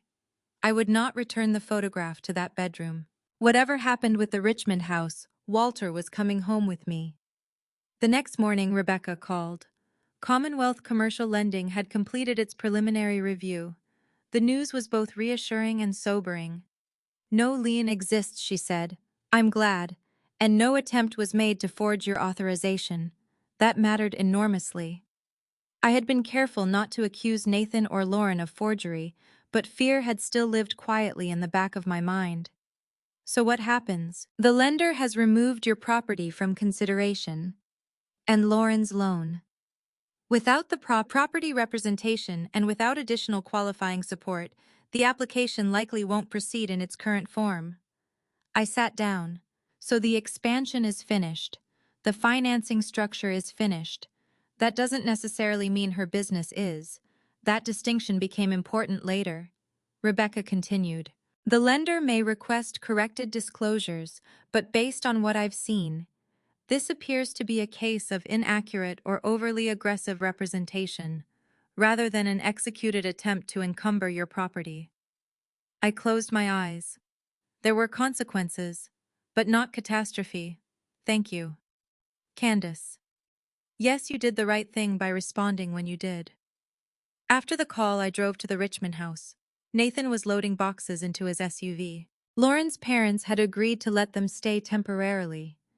Lauren stood in the driveway directing movers. She barely looked at me. I didn't expect warmth, not yet. When Nathan went inside, I approached her. Rebecca spoke with the lender. Lauren's shoulders stiffened. I already know. What did they tell you, that the application can't continue as submitted? I'm sorry. She turned sharply. No, you're not. I'm sorry your business is in trouble. I'm not sorry I protected my property. She looked away. That sounds like something a lawyer told you to say. It sounds like something a 68-year-old woman finally learned to say. For a moment, neither of us spoke. Then Lauren surprised me. I didn't forge anything. I know. Her eyes returned to mine. You believe me, Rebecca confirmed it. Lauren exhaled. I never intended to take your house. I believe that too. Her expression softened, but only slightly. Then why does everyone treat me like I tried to steal it because you treated something you didn't own as though it strengthened your financial position? I thought Nathan was getting it. Someday. He said I know what he said. That stopped her. Nathan lied to you. I am not excusing that. She blinked. But he didn't force you to exclude me from Christmas. He didn't force you to tell investors you had access to property that wasn't yours. Those were your choices. Lauren looked toward the moving truck. I know. It was the first time she said those words without anger. That evening, Nathan and Lauren left the house. I stood in the foyer after the last box was loaded. The rooms looked strangely large. The key rack beside the door was empty except for one spare key. I removed it. Then I walked through every room. Not triumphantly, sadly. This was never how I imagined reclaiming control. I had bought the house because I wanted my son to feel secure. Now restoring my own security required asking him to leave. But Walter's letter had reminded me of something I had forgotten. Protecting yourself does not mean you have stopped loving someone. Sometimes protection is what prevents love from becoming resentment. Before locking the door, I went upstairs. The guest room was empty. No photograph, no slippers, no trace that I had ever slept there. I stood in the doorway for a long time. Then I turned off the light. As I reached the foyer, my phone rang. It was Diane, Lauren's mother. Candace, she said, sounding unusually nervous. I think there's something you need to know. My stomach tightened. What? She hesitated. Lauren told Richard and me that you depended on Nathan financially. I closed my eyes. Suddenly, Christmas Eve made even more sense. Diane continued. We thought the house was his. We thought he was helping you. I leaned against the wall. How long have you believed that? Years? Outside, the moving truck carrying Nathan and Lauren's belongings disappeared around the corner. I looked at the empty house. The lie had been larger than I realized. Not legally, socially, emotionally. Lauren had not merely convinced herself that she owned the house. She had built an entire version of our family, in which I was the dependent one, and now that version was finally collapsing. I stayed in the empty foyer with Diane's voice in my ear. We thought Nathan was helping you, she repeated. For a moment I couldn't answer. I looked around the house I had purchased outright 5 years earlier, the house where I paid the property taxes, approved major repairs, and kept every legal document in my name. And Lauren's parents believed I was dependent on their daughter's husband. My son. Why, I finally asked. Diane hesitated. Lauren said after Walter died, managing everything alone became difficult for you. My hand tightened around the phone. What exactly did she tell you? That Nathan helped organize your finances, that he handled the Richmond property? She made it sound like... Diane stopped. Like what? Like allowing you to stay here sometimes was part of him taking care of you. I closed my eyes. Suddenly, Christmas Eve looked different. The guest room. My belongings packed away. Lauren insisting that her parents stay. Her need to establish that I was merely visiting. It hadn't been about sleeping arrangements. It had been about protecting a story. Diane, I need you to understand something. I think I already do. No. I want to say it clearly. I walked into the living room. I am financially independent. Walter and I planned carefully for retirement. I purchased this house with my own money after Nathan lost his job. Nathan and Lauren have been living here under an occupancy agreement. Diane was silent. They didn't buy it, no. And Nathan doesn't own any part of it, no. Oh my God. I heard genuine embarrassment in her voice. Candace, I am so sorry. You didn't know. But I believed things about you that weren't true. That isn't your fault if someone gave you false information. She sighed. I still should have questioned it. Then she told me something I didn't expect. At Christmas, Diane had suggested I take a hotel because she believed I sometimes stayed with Nathan when I was lonely. Lauren had immediately rejected the idea. She said you needed to learn that they had their own life. I sat down. That sentence hurt. Not because it changed anything, because it confirmed everything. Lauren hadn't simply wanted privacy.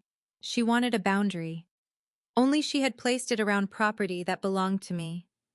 Thank you for telling me, I said. Candace. Yes, Lauren is my daughter. I love her. But what she did was wrong. I appreciated those words more than Diane probably understood. The next several days were quiet. Then Rebecca called with the final update from Commonwealth. Lauren's expansion financing had collapsed. The lender would not proceed with the application as submitted. No lien had been recorded. No debt had been attached to my property. No signature had been forged. That last fact mattered deeply to me. The situation was serious enough without turning it into something it wasn't. What happens to Lauren, I asked. That depends on her business. Is she going bankrupt? Not necessarily. Rebecca had reviewed some of the financial material connected to the application. Howard Home and Hearth had real revenue, real clients, real potential. The problem wasn't that Lauren had built a fake business. The problem was that she had tried to make a real business look much bigger than it was ready to become. The proposed showroom was too expensive. The warehouse lease was too ambitious. The hiring plan assumed growth that hadn't happened yet. Lauren had been trying to purchase the appearance of success before the business could comfortably support it. That evening, Nathan called. Mom, can we talk? Of course. He sounded exhausted. Lauren is shutting down the expansion. I heard. She's not shutting down the business. That's good. She can keep the staging work and consultations. She'll probably have to sell some inventory. That sounds sensible. Nathan became quiet. Then he said Dad's letter is on my nightstand. I smiled sadly. Good. I read it every morning. You don't have to punish yourself. I'm not. He paused. I'm trying to remember who I want to be. That was the first thing he had said since Christmas that gave me real hope. How is Lauren angry? Embarrassed. Mostly at herself now. And at me, yes. I laughed softly. At least that's honest. She knows she owes you an apology. I don't want an apology because someone told her to give one. I know. 3 days later, Diane came to my condo. She brought banana bread and looked uncomfortable standing in my doorway. You don't need to apologize again, I told her. I know, I wanted to anyway. We sat at the kitchen table. She told me that Lauren had spent years comparing herself to her older sister, Melissa. Melissa owned a dental practice, had a large home, and seemed effortlessly successful. Lauren always felt behind, Diane said. I wish I'd known. I wish she had learned that being behind isn't the same as failing. That sentence stayed with me. Because I suddenly understood Lauren more clearly. Understanding did not excuse her, but it made her human again. She wasn't a villain plotting to steal my house. She was an insecure woman who had allowed pride to turn borrowed stability into a false identity. And Nathan, terrified of conflict, had given that false identity permission to grow. Before Diane left, she squeezed my hand. For what it's worth, Richard and I told Lauren she needs to make this right herself. I appreciate that. That evening, something unexpected happened. Nathan called again. His voice was panicked.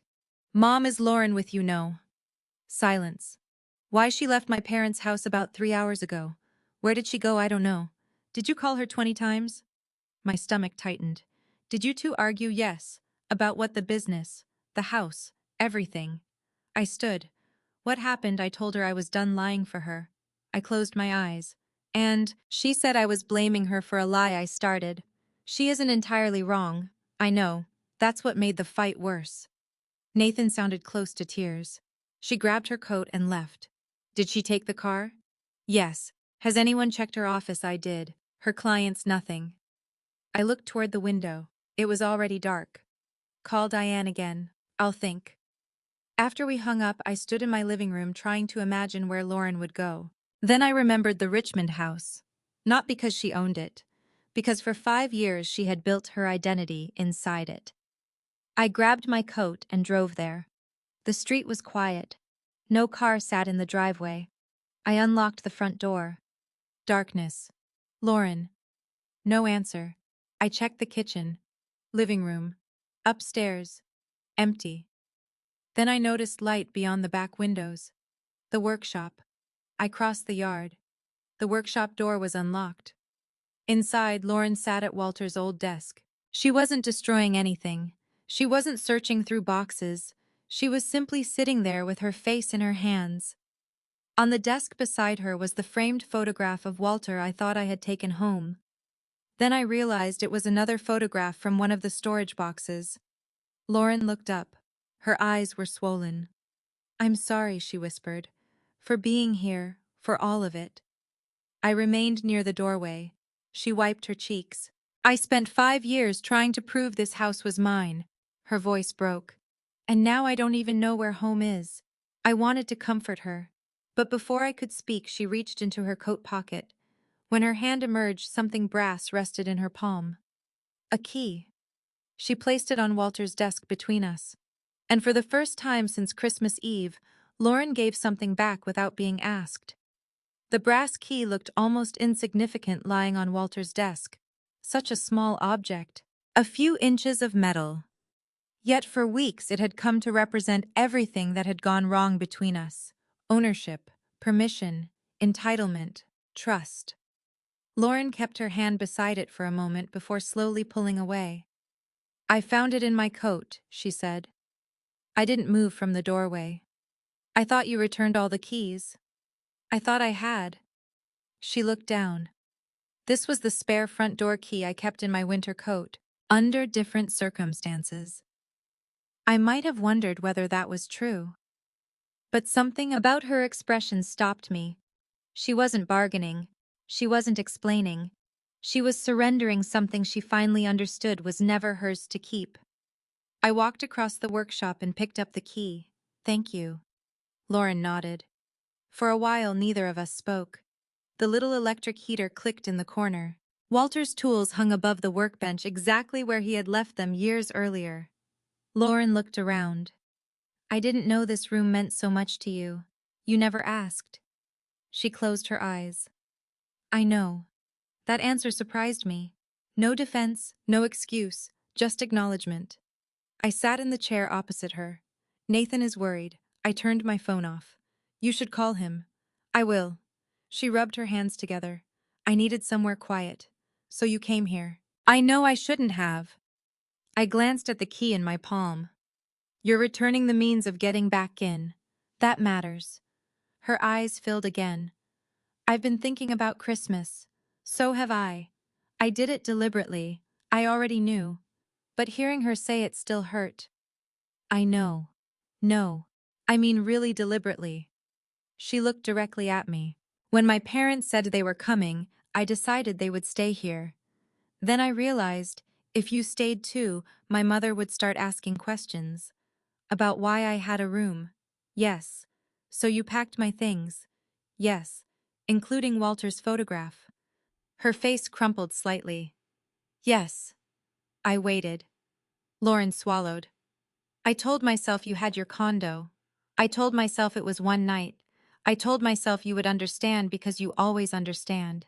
There it was. The same assumption Nathan had made. Candace will understand. Candace will forgive. Candace won't make trouble. I had spent years believing my patience kept the family together. Now I understood that endless patience can sometimes teach people there is no cost for disrespect. You wanted me to look like a visitor, I said. Yes. Why? Because I wanted my parents to believe the story I'd been telling them, that Nathan owned the house. She nodded. I was ashamed. Of me, of myself. Her answer was immediate. I was ashamed that I was almost 40 and still living in a house my mother-in-law owned. I leaned back. You had a business. Nathan had rebuilt his career. You were paying your obligations. What exactly was shameful about accepting temporary help? Nothing. Then why did you treat it like something shameful? Lauren stared at the desk. Because I kept comparing my life to everyone else's. She told me about her sister Melissa. The dental practice, the expensive house, the vacations, the photographs online. Every family gathering had become an invisible scoreboard in Lauren's mind. Who owned more? Who earned more? Who looked more successful? When Nathan told me you were eventually transferring the house, I felt relieved, she said. I started thinking of it as delayed ownership instead of help. And when I told you the deed hadn't changed, I told myself you were being cautious. Because Nathan told you that too. Yes. I nodded. He owes you an apology for that.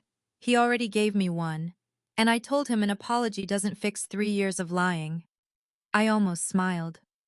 That sounds familiar. For the first time, Lauren smiled too. Only briefly. Then it disappeared. I owe you more. I waited. I should never have used the house in my business presentation. No, I should have told the consultant we didn't own it. Yes. I should have come to you before anything went to the lender. Yes. She inhaled shakily. And I should never have told you that you couldn't stay for Christmas. That one was harder. I looked away. I wanted one Christmas where my parents looked at me and saw someone who had made it. Her voice cracked. So I made you feel small enough that I could feel bigger. The workshop went silent.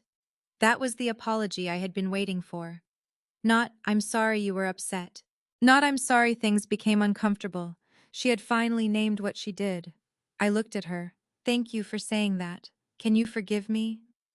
The question hung between us. Weeks earlier, I might have said yes immediately. That had always been my habit. Forgive first, process later. This time I chose differently. Not tonight. Lauren nodded slowly. I understand. I hope I will. She looked up.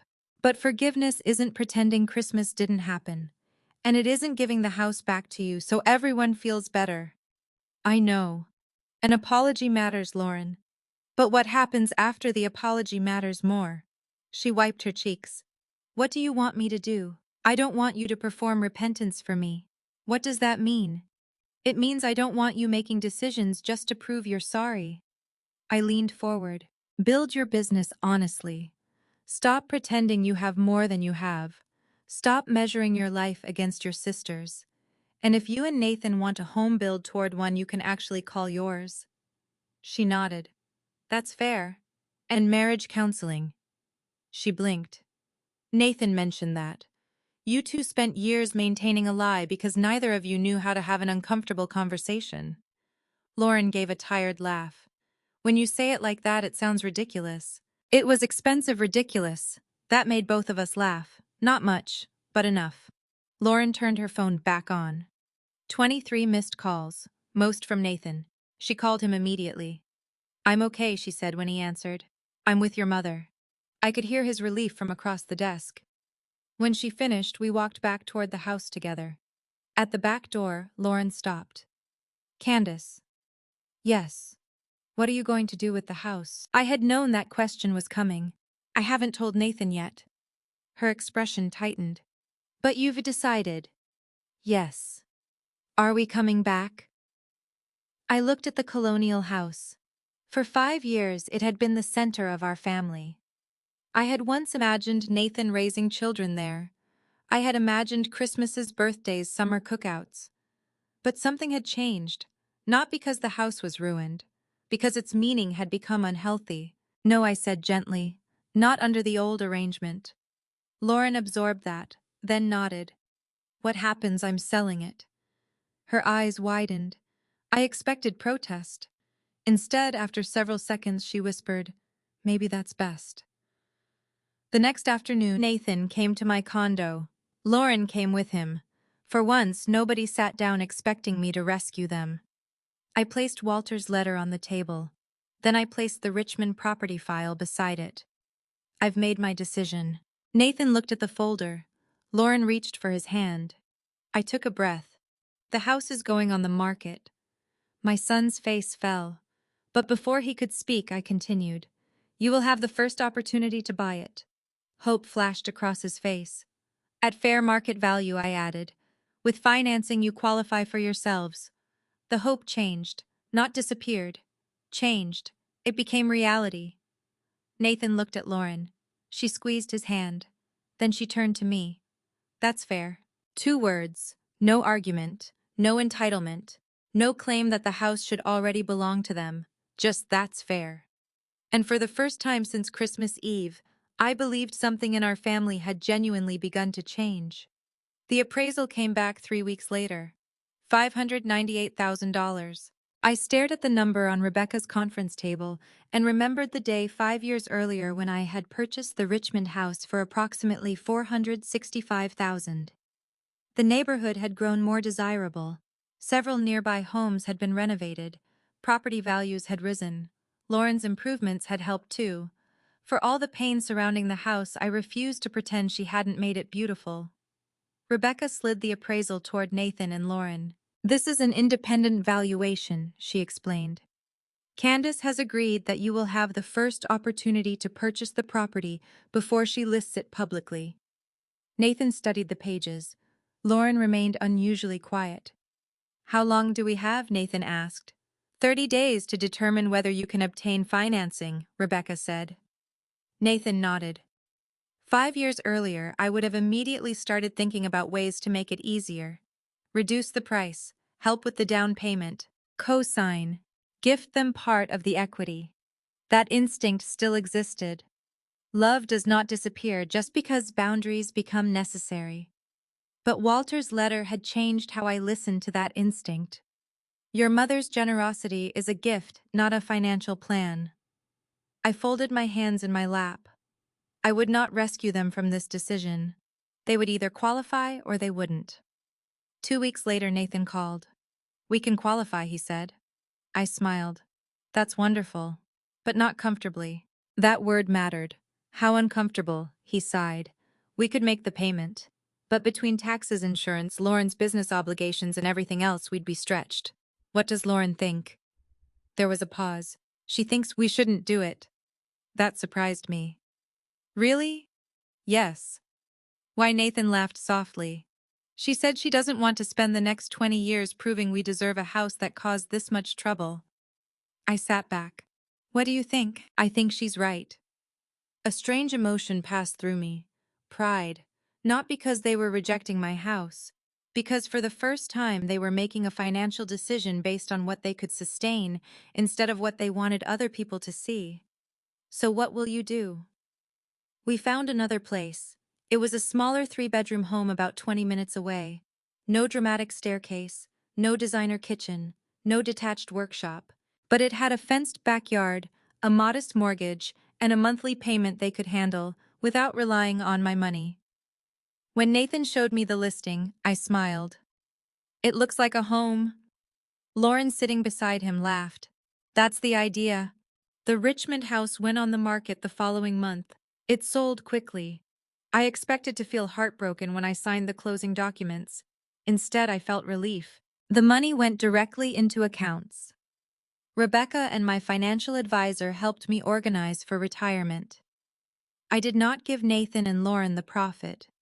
I did not create a secret fund for their new house, and they did not ask. That might have been the greatest evidence that something had changed. Lauren's business changed too. The grand showroom disappeared from her plans. She gave up the warehouse lease before it began and sold much of the inventory she had purchased too early. She stopped trying to become the largest staging company in Richmond. Instead, she became a better one. She focused on profitable projects. She worked from a smaller rented studio. She reduced expenses. And slowly, Howard Home and Hearth became healthier. One afternoon, several months after the Richmond house sold, Lauren invited me for coffee. She arrived wearing jeans and a simple sweater. No designer handbag, no carefully constructed image. "I sold the Mercedes," she said. "I nearly spilled my coffee. You loved that car. I loved what people thought when I drove it. There was a difference. What are you driving now, a 4-year-old Honda?"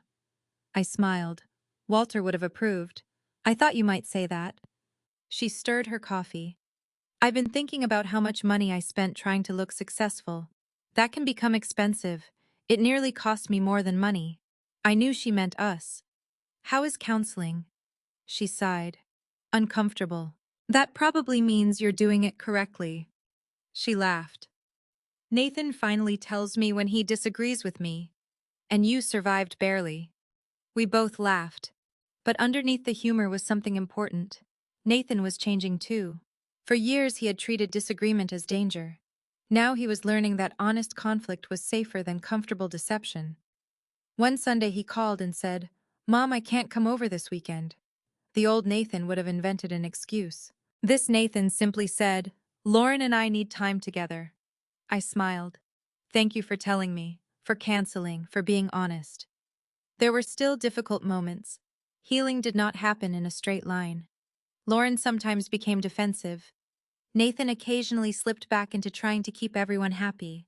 And I had my own work to do. I had to learn that setting boundaries did not mean controlling every decision afterward. Once the Richmond house was sold, I stopped asking about every business bill.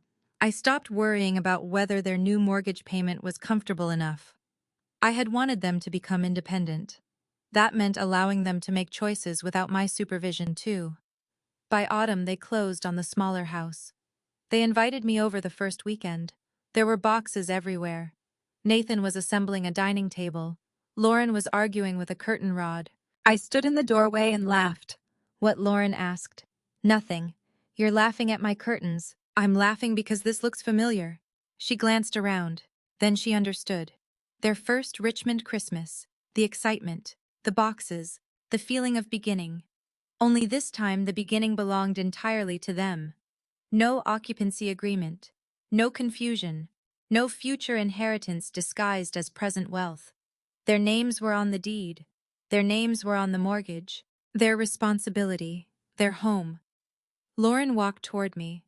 "We couldn't have bought this place if we'd gone through with the expansion." "I know. I hated you for stopping that loan. I know that too." She smiled faintly.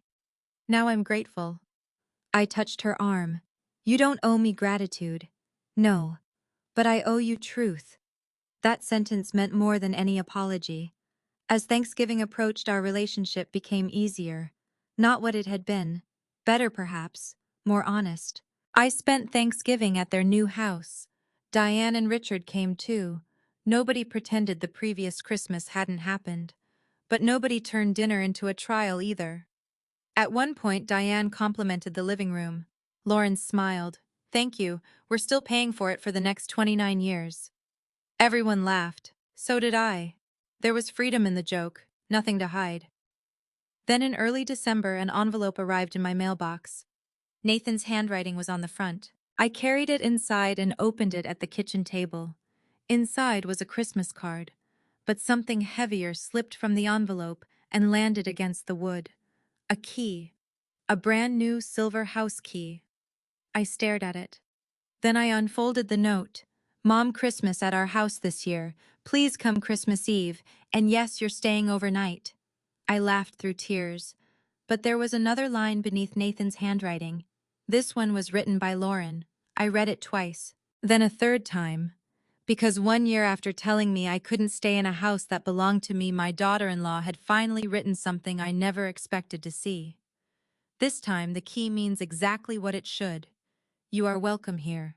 Always. I carried that silver key in my purse for 2 weeks before Christmas. Not because I needed it.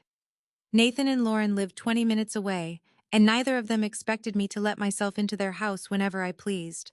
That was precisely why the key meant so much. The first key had become confused with ownership. This one represented welcome. There was a difference. On Christmas Eve, almost exactly 1 year after Lauren stopped me in the foyer of the Richmond house, I pulled into the driveway of their new home. It was smaller than the Colonial, much smaller. A strand of white lights hung slightly crooked across the porch because Nathan had installed them himself and refused to admit the left side sagged. A wreath hung on the front door. Through the window I could see Lauren moving around the kitchen. I sat in my car for a moment. Last Christmas I had arrived carrying pies and a suitcase. So had I this year. Only this time nobody was waiting inside to tell me which one I was allowed to bring through the door. Before I could reach the porch, Nathan opened it. Mom. He took my suitcase, then he hugged me. Not a nervous hug, not an apologetic one. Just my son hugging his mother on Christmas Eve. You're early, by 7 minutes. That counts. Lauren appeared behind him. Merry Christmas, Candace. Merry Christmas. For a second we simply looked at each other. We both remembered. I could see it in her eyes. Then she stepped forward and hugged me. Come inside, it's freezing. Diane and Richard were already there. This time nobody competed over bedrooms. Nobody needed to prove who belonged more. Nathan carried my suitcase downstairs. Where are you taking that, your room? I followed him. The guest room was modest. A double bed, a small dresser, a reading lamp, fresh towels folded on a chair. Then I saw what was on the bedside table. A framed brass key. The old Richmond house key. For a moment I couldn't speak. Beside it was a small, handwritten card. Lauren stood in the doorway behind me. I hope you don't mind. I picked up the card. The key that taught me the difference between having a house and deserving a home. My eyes filled. Lauren, I almost threw it away. Why didn't you? Because I don't want to forget. I looked at her. Forget what? She walked into the room. That I once stood inside somebody else's property and told her she needed to respect that it was mine. She shook her head. When I think about it now, I can't believe I said it. You believed it. I wanted to believe it. That distinction mattered. She touched the frame. I spent so much time thinking ownership would make me secure. And now I think security is knowing I don't have to pretend. I smiled. That sounds expensive to learn. She laughed. Very. Then her expression became serious. I'm still sorry. I know. I know you forgave me, but I touched her hand. I have. Her eyes lifted. It was the first time I had said those words clearly. Not because she needed absolution, because I finally meant them. Forgiveness had not happened when she apologized in Walter's workshop. It hadn't happened when she returned the key. It hadn't even happened when she accepted the sale of the Richmond house. It happened gradually, every time she chose honesty over appearance. Every time Nathan told an uncomfortable truth instead of hiding behind peace. Every month they paid their own mortgage. Every business decision Lauren made without treating my retirement as backup capital. Trust returned through behavior. That was what made forgiveness possible. I forgive you, I said. Lauren covered her mouth. Then she hugged me. We cried. Not dramatically, quietly, like people finally setting down something heavy. Christmas dinner was nothing like the elaborate investor dinner at the Richmond house. Nathan overcooked the ham. Richard spilled gravy. Diane brought twice as many rolls as anyone could eat. Lauren's mashed potatoes were excellent, though she reminded us of that several times. And I loved every imperfect minute. At one point, Nathan raised his glass. I want to say something, Lauren groaned. You promised no speeches. This isn't a speech. It's already becoming one. We laughed. Nathan looked at me. Last Christmas, I failed 2 people I love because I was afraid to disappoint either one of them. The table became quiet. I lied to Lauren because I didn't want to admit that our future wasn't as secure as she wanted. Then I stayed silent when Mom was hurt because I didn't want conflict. He swallowed. I thought keeping peace meant keeping everyone happy. He looked toward Walter's empty place that existed only in our memories. My dad knew better. I felt tears coming. Nathan continued. He wrote that protecting Mom's independence was one way I could honor him. His voice broke slightly. I didn't understand that when I needed to, but I understand it now. I reached across the table. He took my hand. You're doing better, I said. After dinner, we opened presents. Nothing extravagant. A scarf from Diane, books from Nathan. Lauren gave me a framed photograph from Thanksgiving, all of us together. No staged perfection. Richard's eyes were closed. Nathan was laughing. My hair was being blown sideways by the wind. I loved it. Later, when everyone had gone to bed, I sat alone in the guest room. The old brass key rested in its frame. The new silver key sat on the dresser beside my purse. 2 keys, 2 Christmases, 2 completely different meanings. I thought about the Richmond house. Someone else lived there now. Another family hung stockings over that fireplace. Another woman probably cooked in the kitchen Lauren had designed. And that was fine. The house had served its purpose. It had protected Nathan during a difficult period. Then selling it protected me when our arrangement stopped being healthy. I had invested the proceeds carefully. My retirement was secure. More importantly, I no longer felt guilty about keeping it secure. For years, I believed motherhood meant making life easier for my child whenever possible. Age had taught me something different. Sometimes love means helping. Sometimes love means refusing. And sometimes the most loving sentence you can say is, "This belongs to me." That does not make you selfish. It makes the relationship honest. The next morning I woke to the smell of coffee and cinnamon rolls. For a second I forgot where I was. Then someone knocked gently. Candace, Lauren, come in. She opened the door. Merry Christmas. Merry Christmas. Coffee, please. She handed me the mug. Then she noticed the framed brass key in my hands. You really like that thing, don't you? I do. Why, I looked at it once more. Because I thought taking this key back would be the moment our family broke. Lauren sat beside me, and I smiled. It turned out to be the moment we stopped pretending. Downstairs, Nathan called that breakfast was ready. Lauren stood and held out her hand. I took it. Before leaving the room, I looked back at the old key. A year earlier, I had thought the conflict was about whether I could stay for Christmas. It wasn't. It was about whether love required me to surrender my dignity to keep everyone comfortable. It didn't. Taking back that key didn't cost me my son. It didn't destroy Lauren's future. It didn't end our family. It forced all of us to build something better, without borrowed appearances, unspoken expectations, or lies disguised as peace. Lauren squeezed my hand as we walked toward the kitchen. And that Christmas morning inside a smaller house, my son and daughter-in-law could honestly call their own. I finally understood something Walter had tried to teach us all along. A key can give you access to a house, but only respect, truth, and love can make that house a home. Ketuk Fan Sif Team. What happened to me taught me that generosity should never require the surrender of dignity. For years I believed being a good mother meant giving a little more whenever my child needed it. More money, more patience, more understanding, another chance.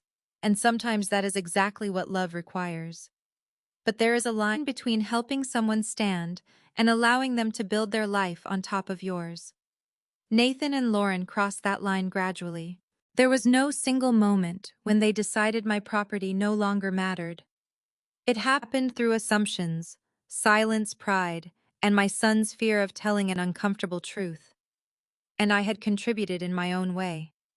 Every time I swallowed hurt because I wanted peace, I taught people that I could absorb a little more. That is why boundaries are not revenge. Taking back the key was not punishment. Selling the house was not cruelty. Protecting the retirement. Walter and I spent decades building did not mean I loved my son less. It meant I finally understood that love and ownership are 2 different things. Perhaps the most important lesson, though, was about forgiveness. Forgiveness did not mean handing the key back and pretending Christmas Eve never happened. Lauren had to change. Nathan had to change. And so did I. Their apologies became meaningful because their behavior eventually matched their words. That is the kind of forgiveness I believe in now.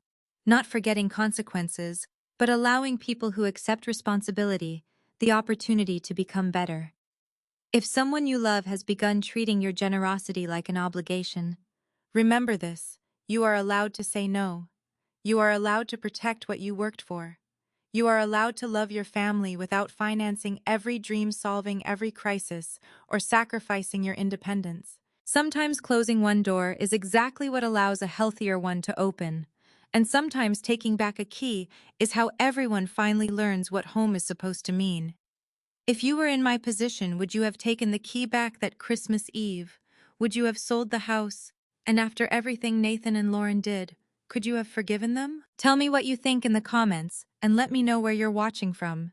If this story meant something to you, subscribe and join me for more stories about family dignity, consequences, and second chances. Sometimes the hardest lesson in family is learning that love does not mean giving someone unlimited access to your life, your money, or your peace. Candace spent years believing that helping her son was simply what a loving mother should do.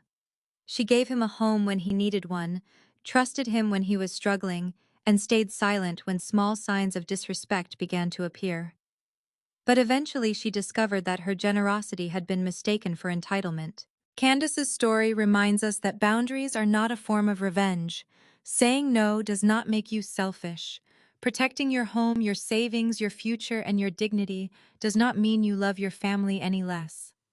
Sometimes the most loving thing you can do is stop rescuing people from the consequences of their own choices. There is also a powerful lesson about forgiveness. Candace did not forgive because she forgot what happened. She forgave because Nathan and Lauren eventually accepted responsibility and changed their behavior. True forgiveness does not erase accountability. It simply refuses to let anger control the rest of your life. Perhaps the most important lesson is that peace built on silence is not real peace. Nathan avoided difficult conversations because he was afraid of conflict, but every avoided conversation created a bigger problem. Lauren tried to create the appearance of success because she was ashamed of feeling behind. In the end, both had to learn that an honest, imperfect life is far healthier than a beautiful lie. And sometimes taking back a key is not about closing a door. It is about opening a better one. If you have ever had to set a difficult boundary with someone you love, I would truly love to hear your story. What would you have done in Candace's position? Would you have taken the key back, sold the house, and given your family another chance? Share your thoughts in the comments. Your experience may help someone else who is struggling with the same decision. And if this story touched your heart, subscribe to the channel for more emotional family stories about betrayal, forgiveness, dignity, second chances, and the life lessons we discover along the way. Thank you for watching, and remember, protecting your peace is not selfish. It is